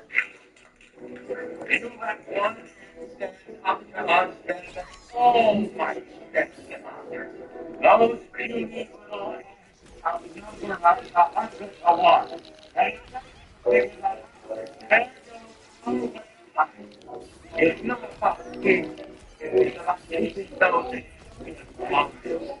Those ants outnumber us. We do.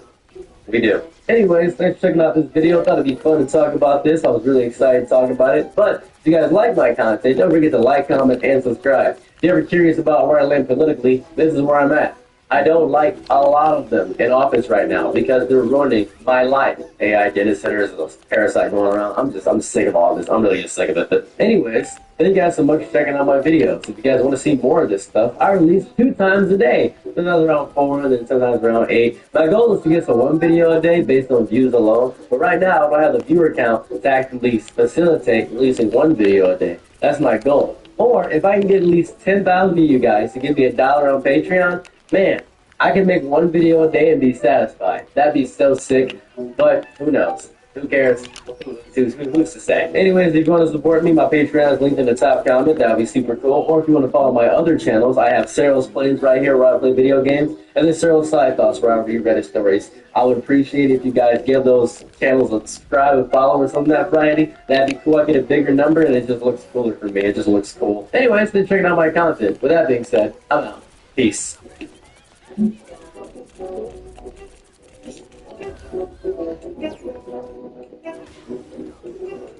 I'm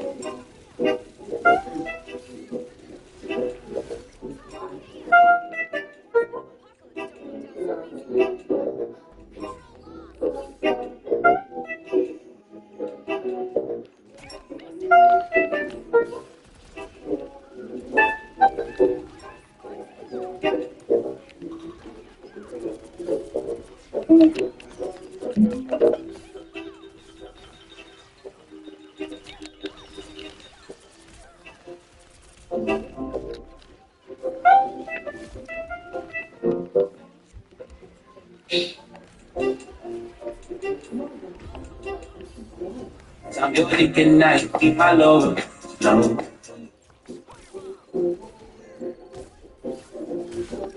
Hendrick.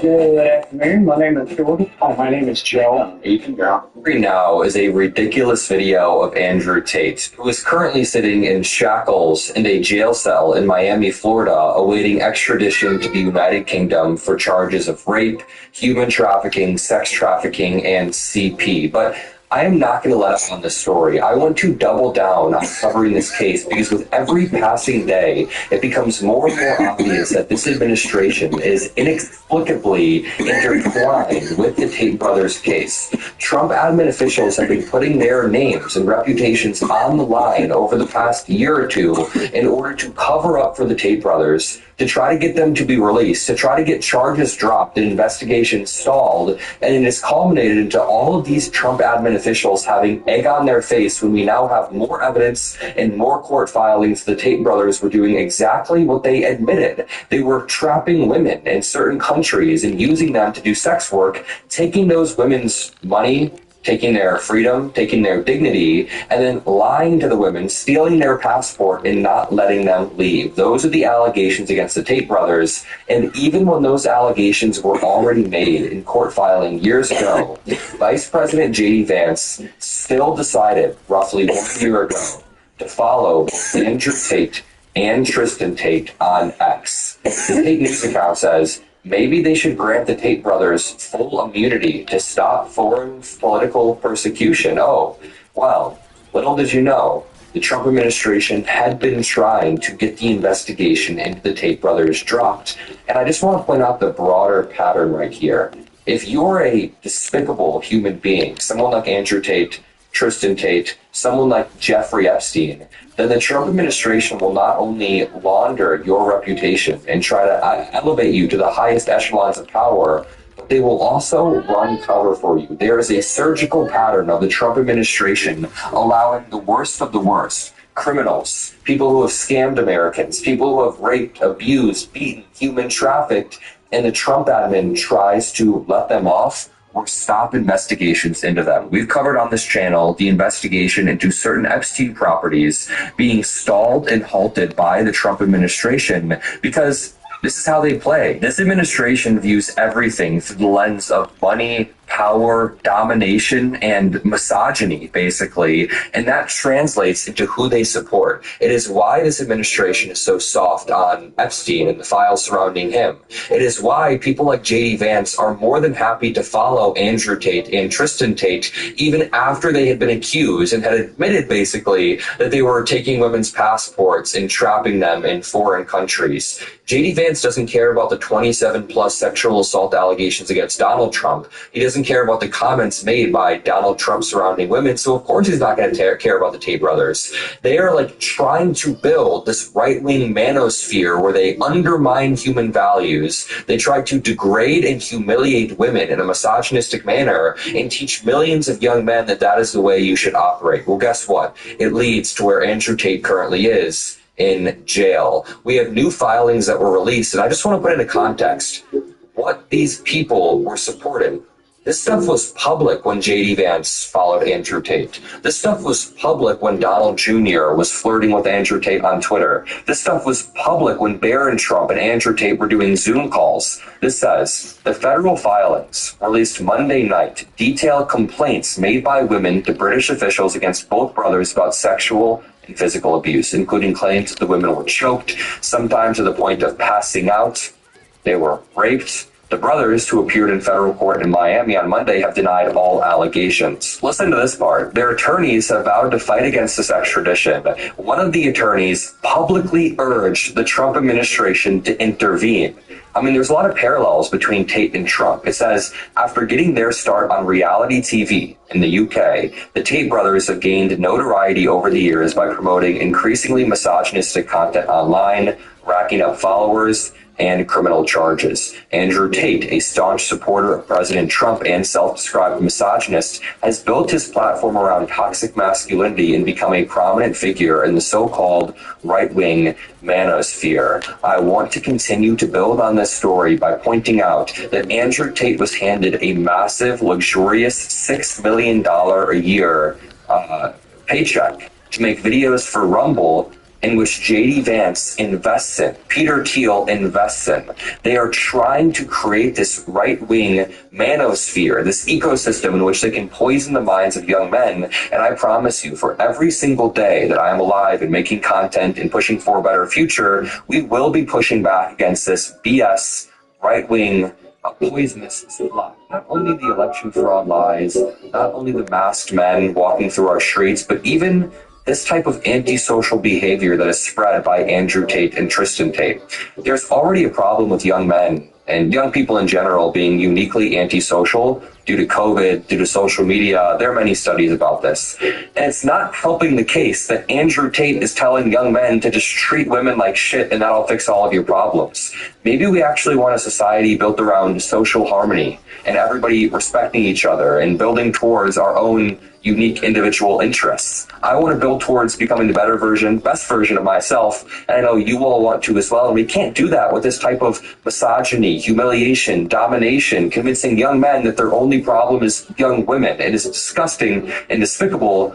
And really quickly, if you agree with these frameworks and what we're saying, make sure you drop a like below. Make sure you subscribe to the Adam Mocker feed. The Tate brothers gained a massive online presence, and I'm not sure we'll ever dominate the internet to that degree, but we can try. We can push back and we can build our own ecosystem. To continue, this says, Andrew Tate made a deal with the right-wing streaming service Rumble, which had recently received major investments from Peter Thiel, the tech billionaire, and J.D. Vance, Trump's vice president. The details have not been confirmed, but a confidential contract shows an agreement to pay Tate at least $6 million a year for a weekly quota of 5 short videos and a 30-minute live stream. His presence inspired a 45% increase in active users, sending Rumble to the first place on Apple. A few months later, Elon Musk bought Twitter and then reinstated Andrew Tate's account. This was after there were videos of Andrew Tate just admitting what he did. I keep getting these emails saying, Adam, you're being a broken record and you're showing the same videos about Andrew Tate over and over. But I disagree. I think this is an effective use of my platform to sit here and to show these videos of these right-wingers being absolute, I don't even know what word to use, pieces of shit, abhorrent, awful human beings who are talking about how they sex traffic women. And then I sit here and I play these videos and people want me to, stop playing them, to back off. We are not going to back down off of these freaks because the current administration basically has their back. They have the back of Trump and J.D. Vance and Barron Trump and Don Jr. and all of these people, and we have to push back against this and point out these power structures. Listen to this disgusting video. I became a multi. I did this by creating a webcam studio, by taking girls who didn't know how to be effective in webcam, girls who had never done webcam before, girls who didn't have the equipment, didn't have the know-how, didn't have the will, didn't have the premises, didn't have the ability to make money with this exchange. Wait, didn't have the will? What do you mean didn't have the will? People used to replace their windows with vinyl, which didn't last. Now, vinyl is being replaced with something scientifically proven to withstand the test of time. Renewal by Anderson's Fibrex material windows. Fibrex material is 2 times stronger than vinyl. Beautiful and energy efficient. People love our windows and our exclusive signature service experience. Not to mention these incredible can y'all just relax? Chance to get beautiful replacement windows at an affordable cost. Call or visit us online today. Never do these 3 things after a car accident if you want to potentially receive any money at all. Number 1, never sue the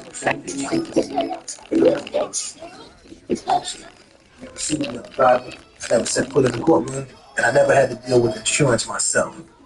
Here's the thing most accident victims don't realize. When you sue the driver who hit you, you could be signing up for years of courtroom stress and depositions while having to pay thousands in upfront legal fees. There are some victims who found a better way to receive the maximum amount they may be owed without stepping foot in court. Which brings me to number 2. Never deal with the insurance company directly. I don't care how nice the adjuster sounds on the phone. I don't care how fair their offer seems. Their entire job is to pay you as little as possible. After my accident, insurance came at me with $6,400. My car was wrecked. I was still going to physical therapy twice a week, and $6,400 didn't even cover half of what I'd already lost. But they made it sound reasonable. They always do. I was honestly ready to just sign and move on. Then a friend told me about the accident settlement service. It's a service that could help accident victims get what they may actually be owed without going to court, without paying upfront legal fees, and without dealing with insurance directly. But here's the important part. It's not available to everyone. You have to qualify first, which is also number 3 on the list. Never assume you don't qualify without checking. This is the one that could keep people broke. They look at their accident and think, mine wasn't bad enough, or I was just a passenger, or insurance already made me an offer so it's too late. They could be walking away from life-changing money because they never took 30 seconds to actually find out. So I pulled up their qualification tool. 4 quick questions about what happened in my accident. It took me less than 30 seconds. The screen came back and told me I qualified. And that was the moment everything changed. Once I qualified, an accident specialist picked up my case and handled everything. 0 upfront costs. No more insurance calls eating up my day. No paperwork piling up on my counter. No courtroom anywhere in sight. They handled the heavy lifting while I focused on healing. 10 weeks later, $105,000 was sitting in my bank account. All because I didn't sue the other driver, didn't deal with insurance directly, and didn't assume I wouldn't qualify. And I'm not the only one. Take Bianca. Insurance offered her $7,500 after her crash, and she almost took it. She used the qualification tool, found out she qualified, and the service got her $148,000 in 13 weeks. Or Tyler. His accident looked minor. A small rear-end collision, some lingering neck pain, and insurance offered him $5,200 to close it out. He qualified for the service, let the specialist handle it, and walked away with $84,000 in 9 weeks. Here's how you check if you may qualify for the service. Click the link, answer 4 quick questions about your accident, and the tool tells you right then and there whether you qualify. Less than 30 seconds. It costs you nothing. If you qualify, that's when everything could change. A specialist could get assigned to your case and they handle every call, every form, every negotiation. While you could do nothing but wait for your settlement to come through. If you don't qualify, no harm done. You'll just know. But if you do qualify, the number you could be looking at might be nothing like what insurance is trying to hand you. It costs nothing out of pocket, no retainer, no hidden fees, no surprise bills later. You don't pay a single cent unless the service actually wins you money. Right now, they're actively looking for more accident victims who want to see if they might be owed a bigger payout. Doesn't matter if your accident was 2 weeks ago or 10 months ago. If you haven't been compensated yet, you might be exactly who this service was built to help. Just think about it for a second. What could it mean to get $50,000, $100,000, even $200,000 instead of whatever insurance is offering? That could be the kind of life-changing difference this service makes for people who qualify. I was honestly 1 click away from accepting that $6,400. The thing that stopped me was taking 30 seconds to see if I qualified for something better. That 30 seconds became $105,000. Click the link below, answer the 4 questions, and find out in under a minute whether you qualify. It's free. And if you qualify, this service could help you get paid the maximum amount you may be owed just like it did for me. Click below and check right now. Because the worst thing isn't finding out you don't qualify.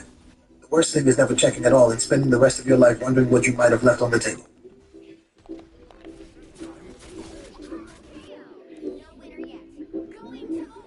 Well, I created a system that allowed me to convince girls to do this, allowed me to retain 100% control of their income, allowed me to make sure they were effective, because it's a super competitive industry. Don't think this is easy money. You're just going to put a girl on camera and get rich straight away. No, it's very competitive and it's very difficult. I learned every tip and trick it takes to make sure a girl gets paid. I know how to make sure the girl can't run away. Because once you teach a girl how to do this, she has the ability to make unlimited money from home. Wait, she's doing it against her will, and she can't run away? I wonder where the sex trafficking charges stem from. Why would she still give it to you? Why don't she just run off, keep it all for herself? Why are you giving your percentage? I learned how to do everything. Take a nobody and make her a somebody. I learned how to take a nothing to... Guys, are you ready? Are you ready to learn the most easiest method to grow? People constantly ask me still for tips, tricks, this and that. Well, guys, I'm going to show you this grow right here. Very simple. Anyone can do this. You just follow this. If you're a beginner, and you will have success, I'm telling you, you will have success. So, let's just get into it. Welcome to the rawest, realest channel on all of YouTube. You're not just a number, guys. That's right. We want to see everybody succeed on Green Magic, the People's Channel, Tent City. I am the billionaire bot, Mr. Ramblin' Repulsive Red Cup Range Over Ribby Boy, and we are going to be working in a spider farmer, guys. Now, you can use any size of tent, any size. I'm trying to keep this out of the picture because that's another thing. We got to clean the tent first, and always clean your tent very good with bleach water, and get every nook and cranny, guys. Clean your fans out and all that stuff. Keep it clean, because trust me, it's going to make your grow go a lot smoother when it's not a dirty mess and you're getting bugs and fungus because you eat cookies up in your cookie crumbs in your freaking tent, man. Like, what are you doing? Stop eating cookies in your tent. So we're going to be in the 2x4 tent kit, guys. You can get any of the stuff on Spider Farmer.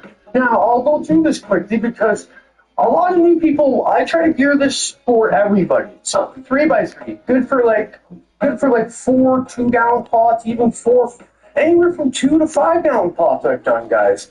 Anywhere from 8 to 16 OZs. 28 by 28, good for like a quarter pound to 8 OZs. Same thing with this. Well, actually, you can get a little bit more. This one's, you can get closer to about a half pound. These numbers can vary big time, guys. So, you got to do your research. And then a big 4x4. So, you guys see, that's about the size of the room that it takes up. We're going to be going with this one. We're going to be doing 2 3 gallons. And we are doing AQ. And we're doing, I'll have to look. Such a dump. I'll have to look on the cups when we go out. But 2x4 tent, 4-inch exhaust, guys, sucking it out. We do have a fan that we will be putting in here. G4500. This is the more budget style light, guys, with the cheaper diodes, and I've been noticing no difference. Still works great. 300 watts, multiple, guys, diodes. Really good setup. Now we're going to get into the actual grow. I have to be super, super careful, guys. Those of you that know that YouTube's been on my butt, man. All right, so we're going organic. Dirty Burn. Oh, my bad. Junkie's Desire. They're 2 days old, I believe now. They popped up 2 days ago. Might have been 3. We'll just say 2. Doesn't really matter. They stretched a little bit too much for my liking. I'm going to show you what to do as long as you're transplanting. You can bury the stem up like that, and it will root out of the stem that you bury, guys. So that's not, doesn't matter. With autos, you don't really want that happening so much, but with photos, it's totally fine. Helmets, and we got Lambert. Lambert's the same freaking thing pretty much. And we're going to be using 3-gallon plastic pots. I'm going to show you how easy of a soil mix to use, guys. Now we're going to be using the Lab Garden to pH it. It's on long, handy tentacles, right? You want to be able to test your pH, guys, and nutrient strength. It does all that, but you're not going to have to worry about that in this growth. You're going to need pH up and down, and you can even use cheap pH up and down this stuff, guys. Because you're not using nutrients, like in the water, so that will work fine, and then that's never off. That's going to always be perfect. So we want our pH around 6.2 or so. So first of all, we'll get this ready. I like to bubble it. It's just tap water. This is pH down. But just a little bit in. Be able to drop that down to a good 6 point, anywhere from 6, 6.4, I'll be happy.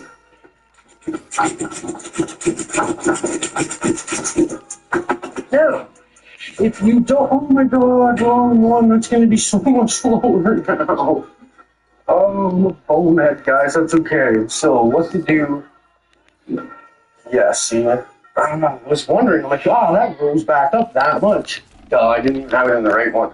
So, to fix that, instead of using pH up, I like to just take some extra water. This is why I always keep a few buckets handy. And I'll simply do that. And I'll let it bubble.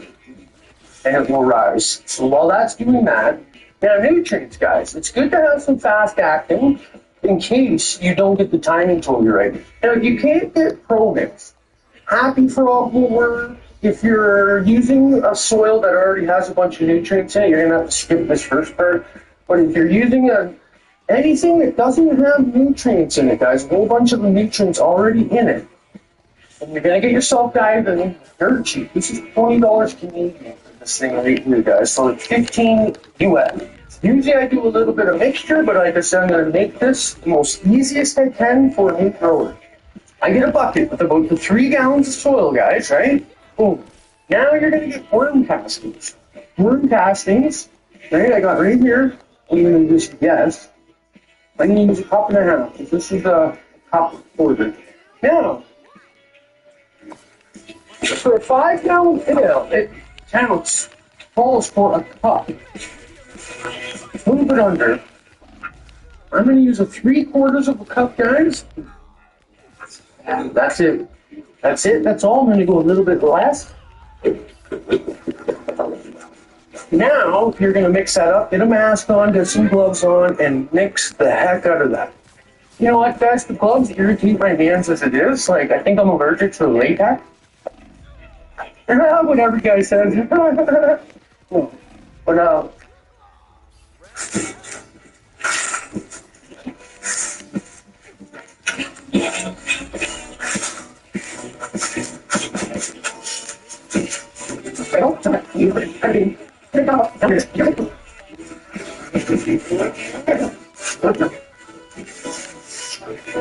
you see that? That works good. Because then when you water it all in, if you don't do that, you just dump it in, and then you water it, dude, it's going to all sink in, and you're going to be all messed up on you. We will go with the dirty burner first. Let's check these roots out. It's a 2-day-old plant. There's no roots. You can do that. Oh, perfect example of why you water the outside of the pots to get the roots to look for water. Are you shitting me right now?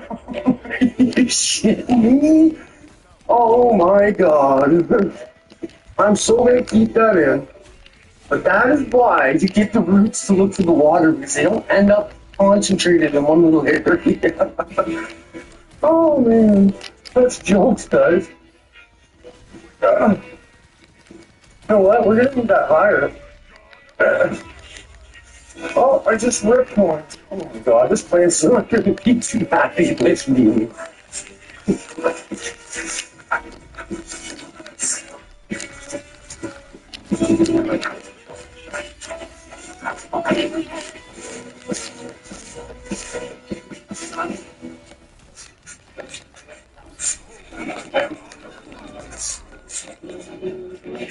Back her in a bit.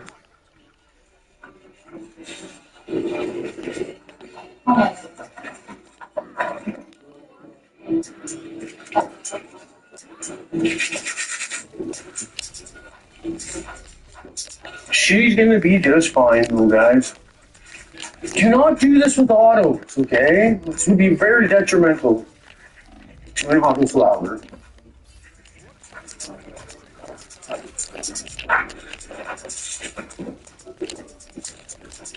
She's literally just gonna be poking her head out the top, guys. I always seem to run out of like height room, so this is gonna be perfect. Alright guys, one down. I'm literally gonna do the exact same thing with the other one here. I'll probably speed it all up. And then I'll show you what we're gonna do for the first watering, and then that's gonna be it for today.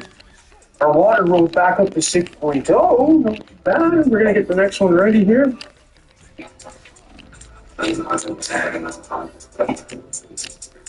At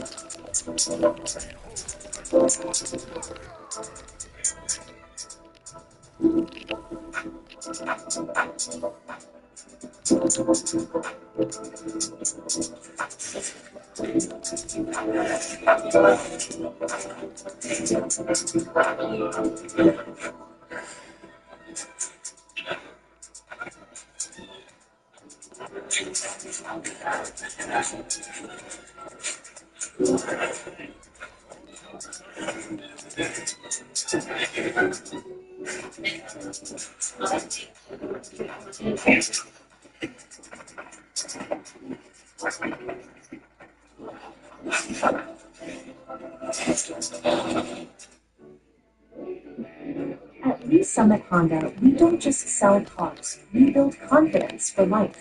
Every new Honda comes backed by our exclusive lifetime powertrain warranty and roadside assistance.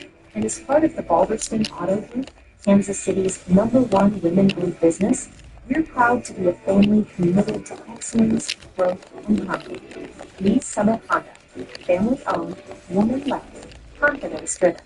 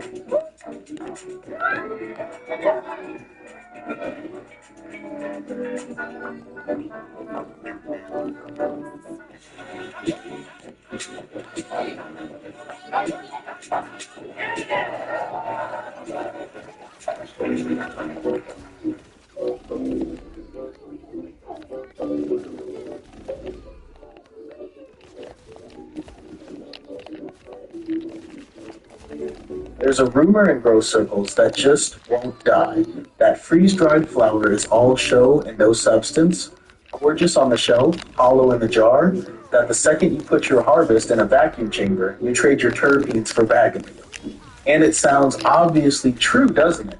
High-tech machine, delicate aromatic compounds, something's gotta give. So today, we test it directly. And I'll tell you up front, because I'd rather you trust me than be surprised, when you actually put freeze-dried flour next to old-school hang-dried flour and run the numbers, the story flips.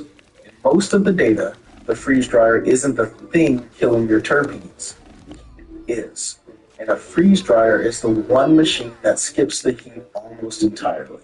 So the real question was never whether freeze drying ruins your chemistry, it's something subtler, and honestly, a lot more interesting. Let's get into it. First, let's be precise about what freeze drying does, because the name causes half the confusion.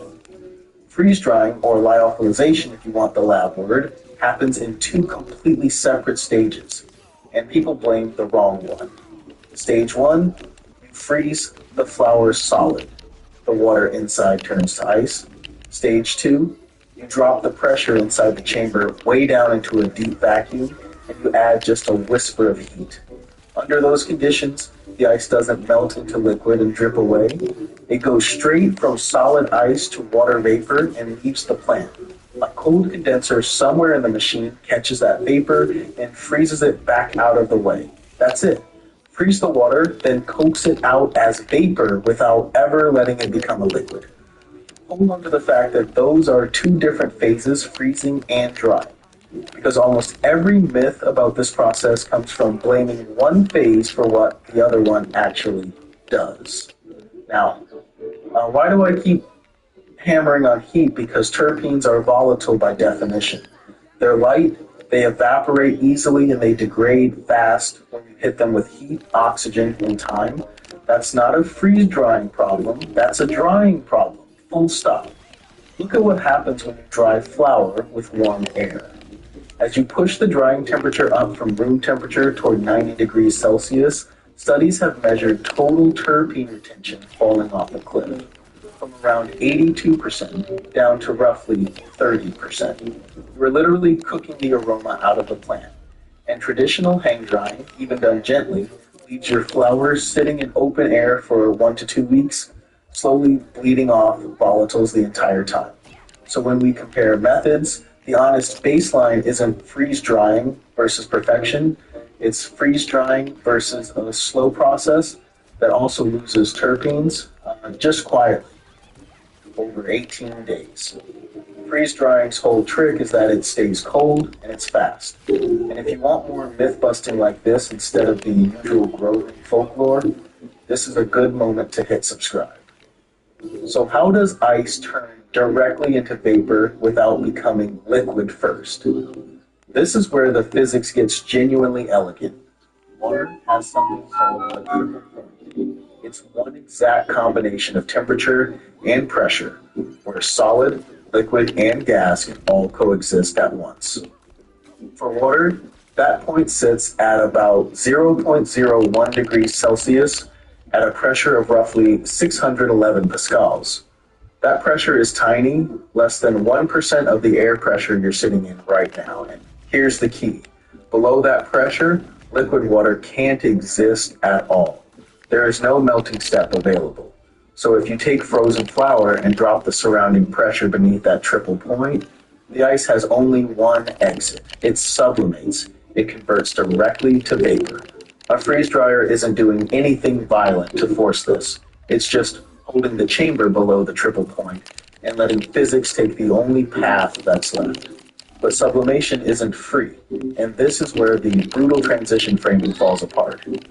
Ripping water molecules out of solid ice and turning them into vapor takes a serious amount of energy, roughly 2,800 kilojoules for every kilogram of ice. That energy has to come from somewhere, so the machine's shelf. You're shopping with blinders on. It's a meat gold mine over there. Premium cuts, without the premium cost. Grass fed. Something new every hour. It's an old thing.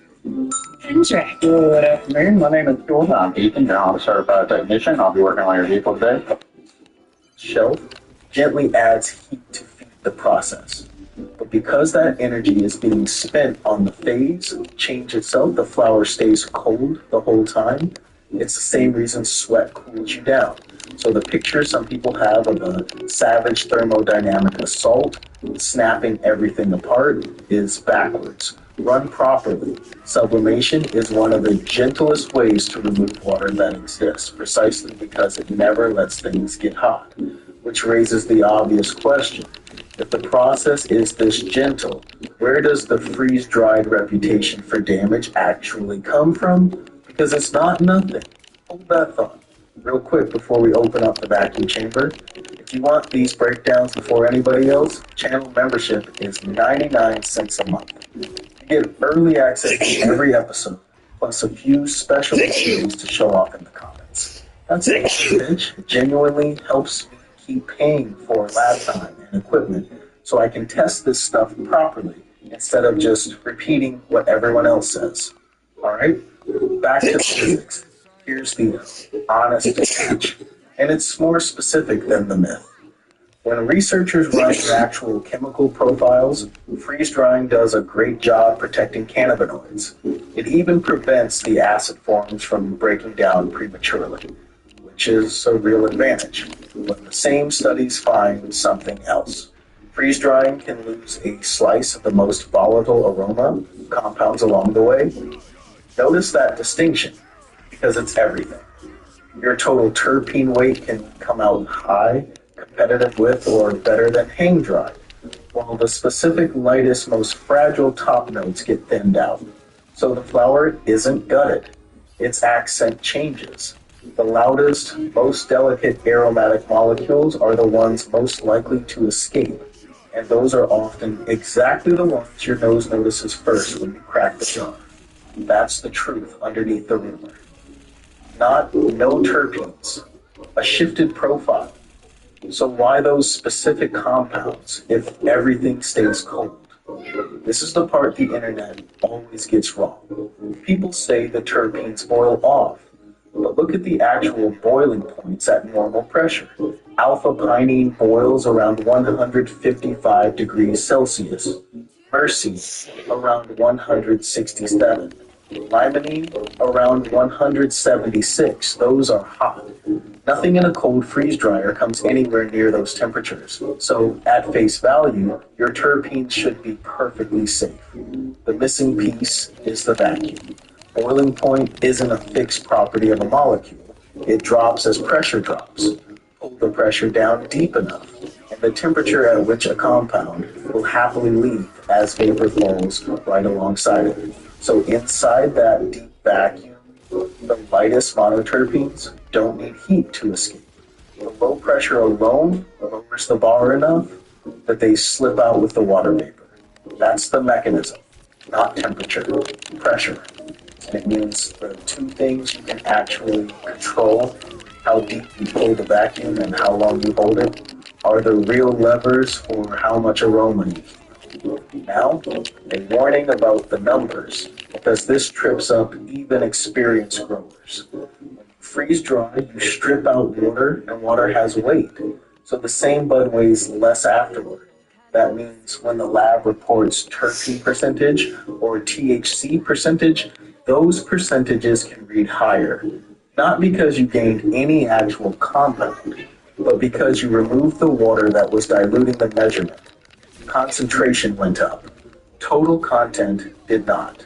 So if someone waves a lab sheet at you claiming freeze drying boosted their terpenes, look closely. A higher percentage on a lighter sample can be an illusion. Retention is what matters, and retention is measured in actual milligrams of compound, not in percentages on a scale that keeps changing. Okay?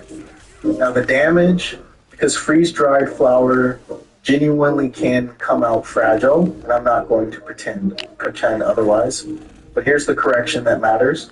The damage doesn't happen during sublimation. It happens during freezing. Think about what ice actually does. When water freezes, it forms crystals, and those crystals have sharp edges and they expand.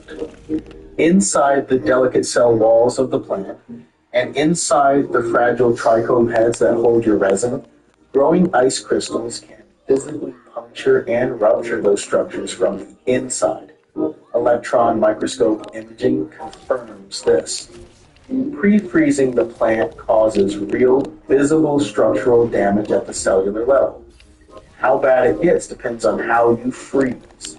Freeze slowly, and you grow big, jagged crystals that do a lot of tearing. Freeze fast, and you get tiny crystals that do far less harm. So when freeze-dried buds shattered their trichomes at the lightest touch, that is not the vacuum's fault.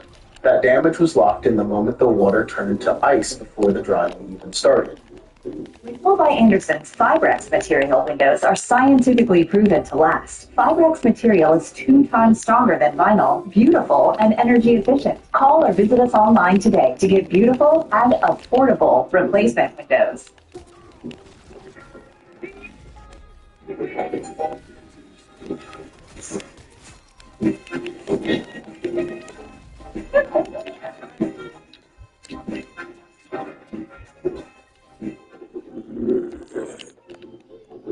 There's a second way this goes wrong, and it's entirely about the endpoint.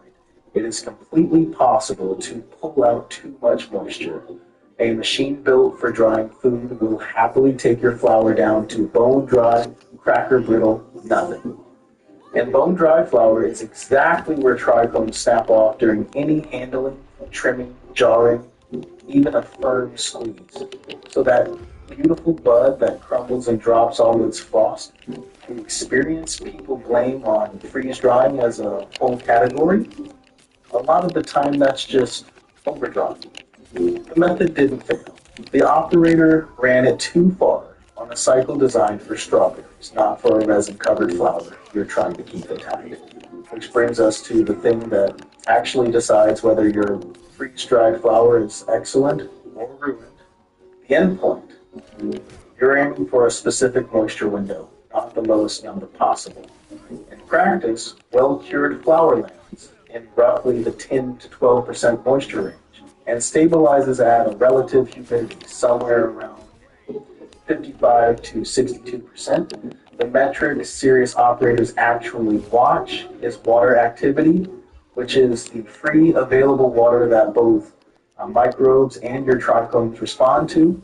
Stop the cycle in that window and you get flour that's shelf stable, safe from mold, and still flexible enough that the trichomes stay put. Blow past it and you get brittle.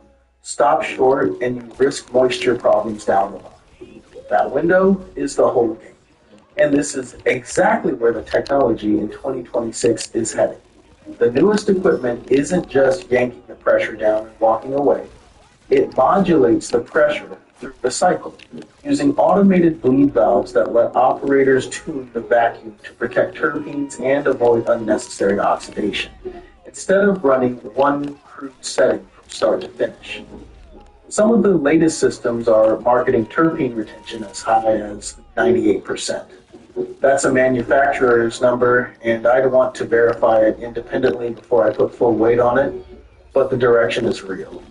The whole industry stigma against freeze-dried flour mostly traces back to the first generation of machines that were literally food dryers with the label swap. The purpose-built units with controllable freeze rates, tunable vacuum, and proper endpoint control are a genuinely different animal. Tell me in the comments if you're running one of these, because I would love to see our real profiles from real batches. So here's the verdict, and it's not the one the rumor wanted. Freeze drying does not destroy the flour you're trying to save. Done properly, it protects your cannabinoids, it prevents premature breakdown, and it often holds on to more total terpene content than a slow hang dry that's quietly evaporating for 2 weeks. The real trade-offs are narrower and completely manageable. A possible shift in the aroma profile as the lightest top notes escape under deep vacuum, and mechanical fragility that comes from the freezing step, not the drying. Control your freeze rate, control your vacuum depth and duration, and stop at the right moisture window, and both of those problems mostly disappear. The idea that a perfect-looking bud has to test worse underneath, that's the myth. Structure and chemistry were never enemies. You just have to respect the physics of how the water leaves. If this changed how you think about your dry, do me a favor and send it to the one person in your circle who still swears freeze-dried is ruined. And drop a comment with what you want me to put under the microscope next. Until then, respect the process, trust the data, and keep growing smarter. Peace.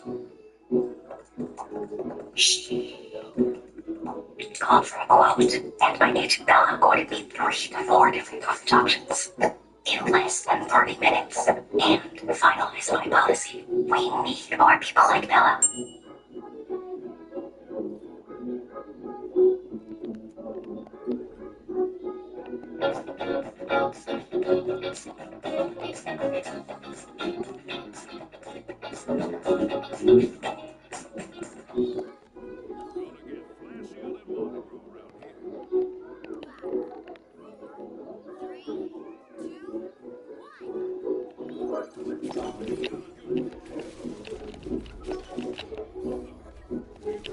It's been real awesome about the community guidelines, so if you are over the age of 18, you're cool. If you're not, please don't watch this.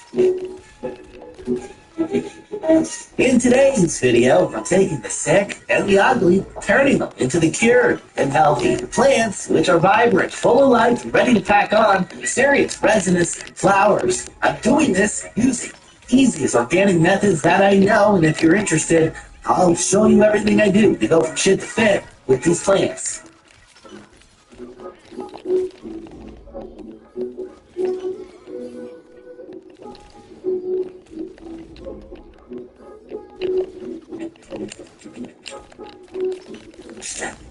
Three, two, one, talk to me. For the beginning, 2 special cultivars. It's the seedling stages for a violet fuel and a Forum Girl Scout cookie cross. They are being grown organically inside these small starter cups. The light source used for these seedlings is from the Spider Farmer SF2000, which is on a vegetative schedule of 18 hours on, 6 hours off. The seeds have broken through the living soil surface. The first set of leaves, called cotyledons, have opened up. These set of starter leaves will provide the youngsters with the energy they need to grow. During this stage, the seedlings are incredibly delicate and need just the right conditions to thrive. Adequate light, the right temperature, proper moisture. As they grow, they start producing true leaves, which will take over the role of photosynthesis from cotyledons. Inside each starting cup is a simple, organic, slow-release recipe that will allow each seed to germinate, grow big, strong, for weeks to come. This soil is more than just dirt. It's a complex ecosystem teeming with life, playing a crucial role supporting plant growth. Materials that I'm using to create this nutrient-rich environment that supports robust plants is from Gaia Green Organics. The medium I'm using is their Living Soil Blend. This potting mix pre-charged with slow-release organic fertilizers and has the optimal soil retention for root growth. I often have 100% germination success rate planting in this soil.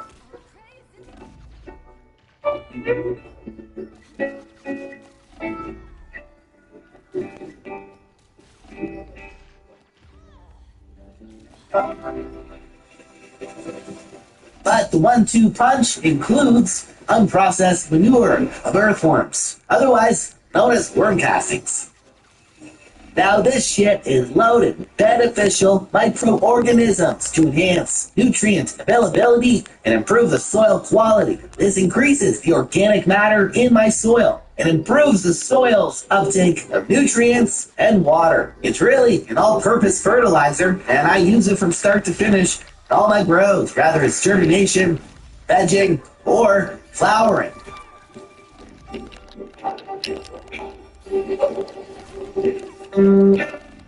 My veg recipe does include 444 all-purpose. This is what I will use for the entirety of veg. This formulation combines nutrient release rates for feeding plants for weeks to come. So some weeks the plant upkeep is truly just water them when they are dry to the touch because the plants will feed themselves. The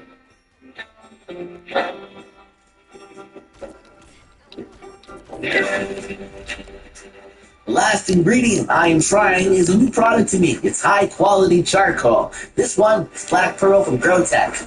This is going to help build the soil up. Ingredients like biochar, volcanic rock dust, humates, and kelp. Ingredients of which give the soil a boost and help condition the soil for better plant performance and increase the biodiversity, biological activity in the soil. No, I'm just in practice, man. Just trying different characters out. By enhancing the soil quality. The common theme is soil quality. Shortly after everything is germinated, mayflies started to show up. They're not always a nuisance. They seem to show up in a seasonal fashion. Some months are more prominent than others, while others, there's not one in sight from start to finish. That is with keeping the growing conditions consistent from run to run.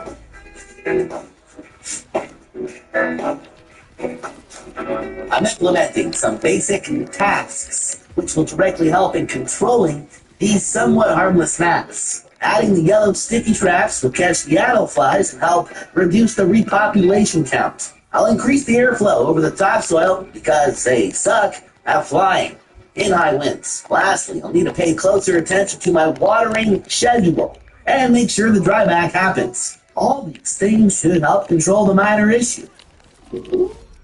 A quick time lapse here will show that from seed, it's been an entire 30 days. I have let these plants go a little too long in these very small starting cups. They are overgrown, depleted from food, well, just not looking that great.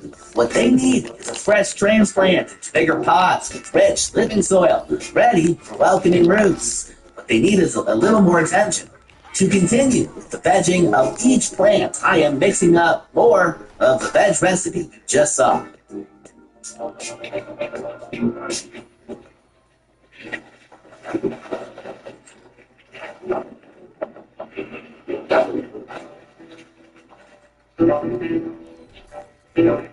I'm using living soil mixed in with roughly 10% organic worm castings to the soil being used.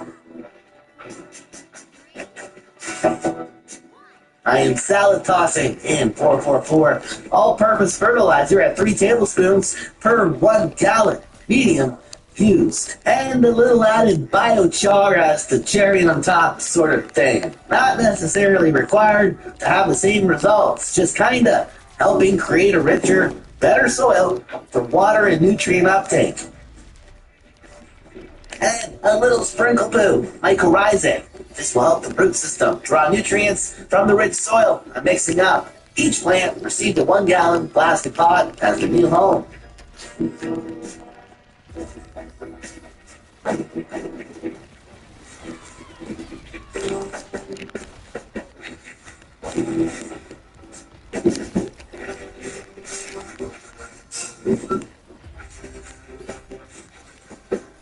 Let's go.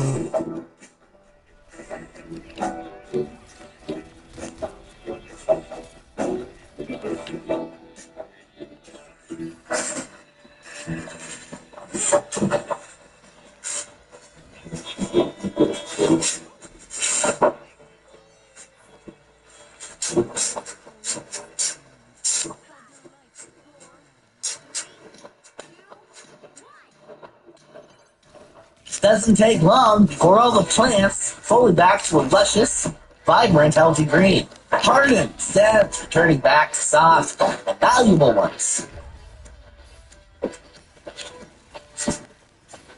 But once again, I let them become overgrown, hungry plants. And a transplant is overdue again. I'm turning everything on, light the ventilation inside the 5x5 and 3x3 grow tents, and getting them ready for some action. A few more AC Infinity oscillating fans have arrived to install. These fans have 10 speed settings, which on 10 can absolutely pump air through the garden's canopy. That is one of the few oscillating fan brands that seem to continuously oscillate without breaking down in a short period.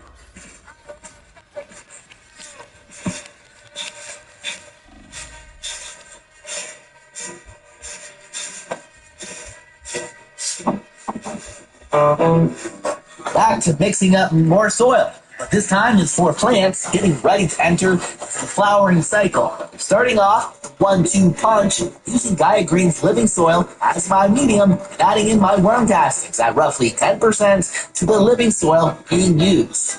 For the beginning of the flowering stage, I like to use a 50-50 ratio of both the 444 all-purpose and the 284 bloom.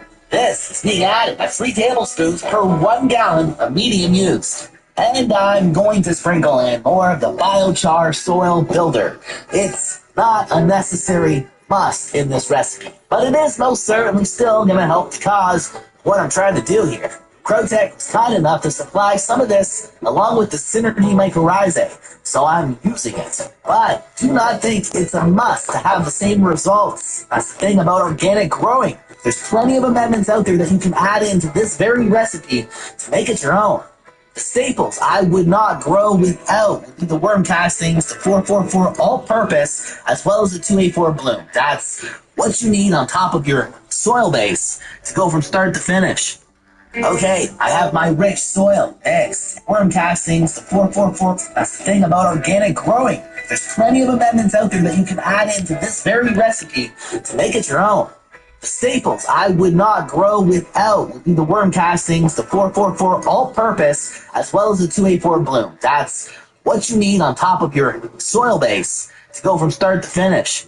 Okay, I have my rich soil, eggs, and it's geared for the beginning weeks of the flowering cycle. I need to transplant everything, 5-gallon fabric pots, but first, each one needs to be defoliated, lollipopped, well, just cleaned from head to toe.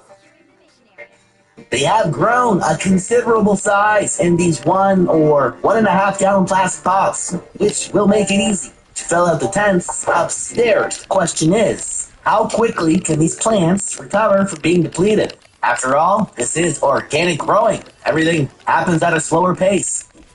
After a sprinkle boot of synergy mycorrhizae directly on the roots, the plant, along with the fresh, rich soil, is planted in the 5-gallon fabric pots, which completes the transplant. And now I have more plants to do, so the process needs to be repeated. And for anyone wondering, I do mix up my recipes 1 bag of living soil at a time, mainly because of the bins I utilize to transplant are only so big. Most of the time, it's enough to do a few plants, but this time, I'm not sending 1 garden into flower. It's gonna be 2.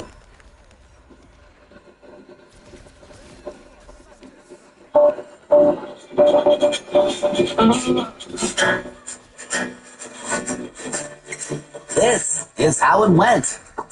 After throwing the plants to the grow tents and giving them some water, which is simply from my tap, left in buckets with aeration stones to dechlorinate for 1 day, the water is then pH down between 6 and 7. Anywhere between there is cool. Sometimes, when I water after a transplant, I bottom feed. This way, I know the soil is moist from head to toe, making sure those roots will want to keep stretching outward into the fresh, living soil. So far, it's only been 7 days. Okay, forgive. Got one of y'all immigrants. Yes, hit the boulevard and hit my dance.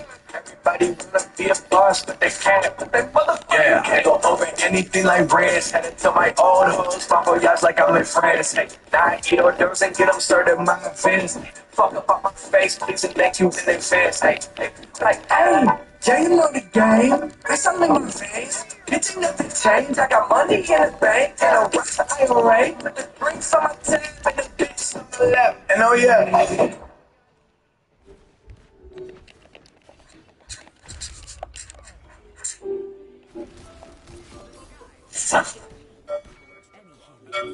Hello, and welcome to another Seed to Harvest video featuring a Northern Lights autoflower from Fast Buds Genetics. In this video, we'll be amending ProMix HP with organics so that we can just add water and focus on wrapping up the quantity given as the plant grows into the soil. While doing this, we'll also be guiding this plant towards growing into an efficient structure for bloom. A big thank you to Spider Farmer for sponsoring this video. My favorite germination method is to simply drop the seed onto water. Typically, 3 to 6 days later, she'll have a sizable taproot that'll be ready to be planted. In a 27-liter or 7-gallon pot, I'll be using ProMix HP as my base. This growing medium does not contain any nutrients, so to be able to just add water, we'll be amending it with Guided Green Organics. I started by adding 10% of the total volume of worm castings. So for 27 liters, I'll add about 2.7 liters of worm castings. I then add about 40 mils per 4 liters of 444 all-purpose, which might be a little bit too much. About 18 mils per 4 liters of glacial rock dust, and roughly 10 mils per 4 liters of mycorrhizal.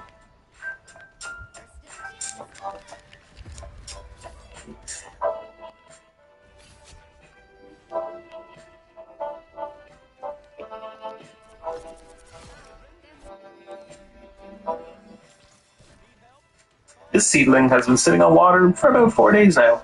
She definitely could have been planted yesterday.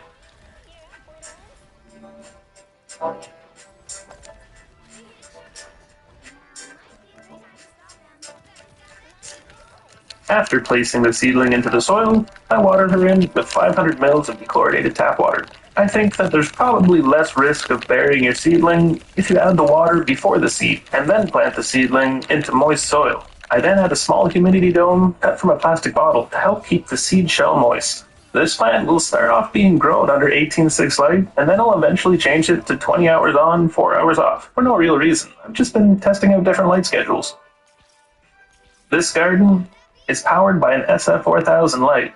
I have the light dimmed to 80%, and it's hung about 100 centimeters or 40 inches away to deliver roughly 600 ppfd for my seedlings at the soil line. Today, I noticed that her starter leaves are starting to try to escape from her shell.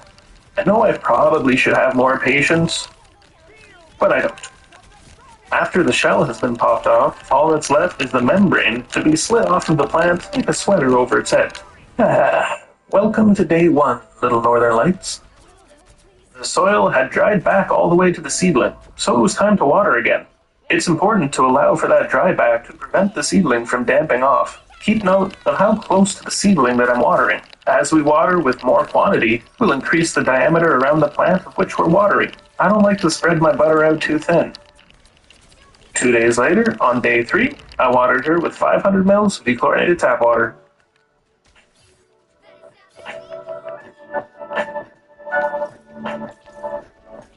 And then 2 days later, she got another 500 mils of dechlorinated tap water. Another 2 days later, and the soil was dry. She was ready for another 500 mils of dechlorinated tap water. Her soil was dry after 3 more days, and she's now ready for 1 liter of dechlorinated tap water. I delivered her first 500 mils close to the plant, and the second 500 mils a little bit around that. 3 days later, on day 13, and I would consider this plant to now be in veg. Today we'll be ramping up from 1 liter straight to 2 liters of dechlorinated tap water.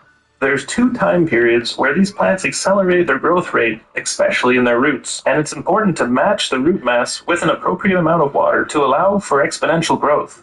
The first time when this happens is when the seedling is transitioning into veg, typically around day 10